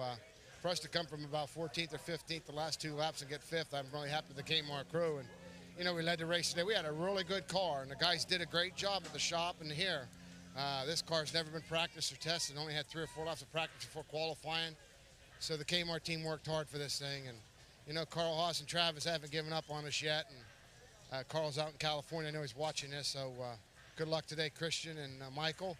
And, you know, thanks for supporting us. Of course, he's talking about the kart race out in Long Beach, back upstairs. Good run by Jimmy Spencer, coming home in the 5th position here this afternoon. We'll be back to wrap things up from Talladega in just a moment. Jeff Gordon wins his 50th NASCAR Winston Cup event. Well, Jeff Gordon has the win here today in a hard-fought DieHard 500, with Skinner recording his best career finish in 2nd position. And we see the top 15, all those cars in the lead lap. As a matter of fact, 16 cars will finish today in the lead lap. Last car on the lead lap was Wally Dallenbach. Ray, I haven't got one question. What do you think of watching the race at Talladega from the booth? It's a little different, isn't it? Well, going on to be a car owner next year, I'm probably going to wish I hadn't have done this. If those car owners could see this, they'd be a lot more nervous. But what a great race. Jeff Gordon is certainly a great drafter, and I believe he does have eyes in the back of his head. Let's go down to Jerry Punch. Well, guys, it was a typical day here in Talladega. High speed, high banked action. Lead changes all around, you know, and everyone talks about the big one, and indeed it did come on lap 139, involving 17 cars. That wreck may not have changed the outcome, but did one thing today, and that is change the points lead. The car behind me, Mark Martin's Valvoline Ford, dominated the afternoon. He didn't get the win, but he does walk away as the leader of the NASCAR Winston Cup points. Let's go to Bill. Well, Jerry, here at Talladega, Jeff Gordon finally got to victory lane. It took him 9 races to get there, and during that time, Gordon was always very pleasant. He always put on a good face. He tried to absorb all the pressure, knowing most of the time the pressure was squarely focused on Robbie Loomis, his new crew chief. But Gordon took that pressure away from Loomis so he could focus on the car and the team, and I think that's one of the keys to them getting back to victory lane. It's the fact that Gordon was not only driving the car, he was helping drive the team while Robbie could focus on their mission, getting back to victory lane. It all paid off today. John? And for those of you watching on ABC Sports and don't know that I do a nightly motorsport show on ESPN2 called RPM Tonight, after the Daytona 500, I was very critical of the lack of competition. Well, NASCAR made some rules changes, and what we saw today from a fan's point of view, I thought was one of the greatest races in quite some time. And Monday night, 6 o'clock Eastern on ESPN2, join myself and Benny Parsons for RPM Tonight, and we will dissect today's race, and we're going to have a lot to talk about upstairs. Well, both yesterday in the Busch race and today here at Talladega, we did see almost all afternoon in both cases huge groups of cars running together and some very, very good competition. It was fantastic. Yes, but you're right, both yesterday and today. Jeff Gordon continues the celebration. That's the third Chevy win of 2000. We mentioned he started in 36th position. It's only the 6th race in NASCAR Winston Cup history that a driver has started from lower than the 36th starting position. So a big win here for Jeff Gordon today. Everybody was totally focused on getting to the front and making sure they were in the right position for the end. But a good run can be cut short by many things, including this huge 17-car pileup. Fortunately, though, there were no injuries in the accident. The average speed of the race was 161.156. Jeff Gordon led 25 of the 188 laps. Mark Martin led the most here this afternoon. Well, this has been a presentation of ABC Sports, continuing the tradition of excellence. Now to our Wide World of Sports studio in New York. And here is your host, Robin Roberts. So long from Talladega.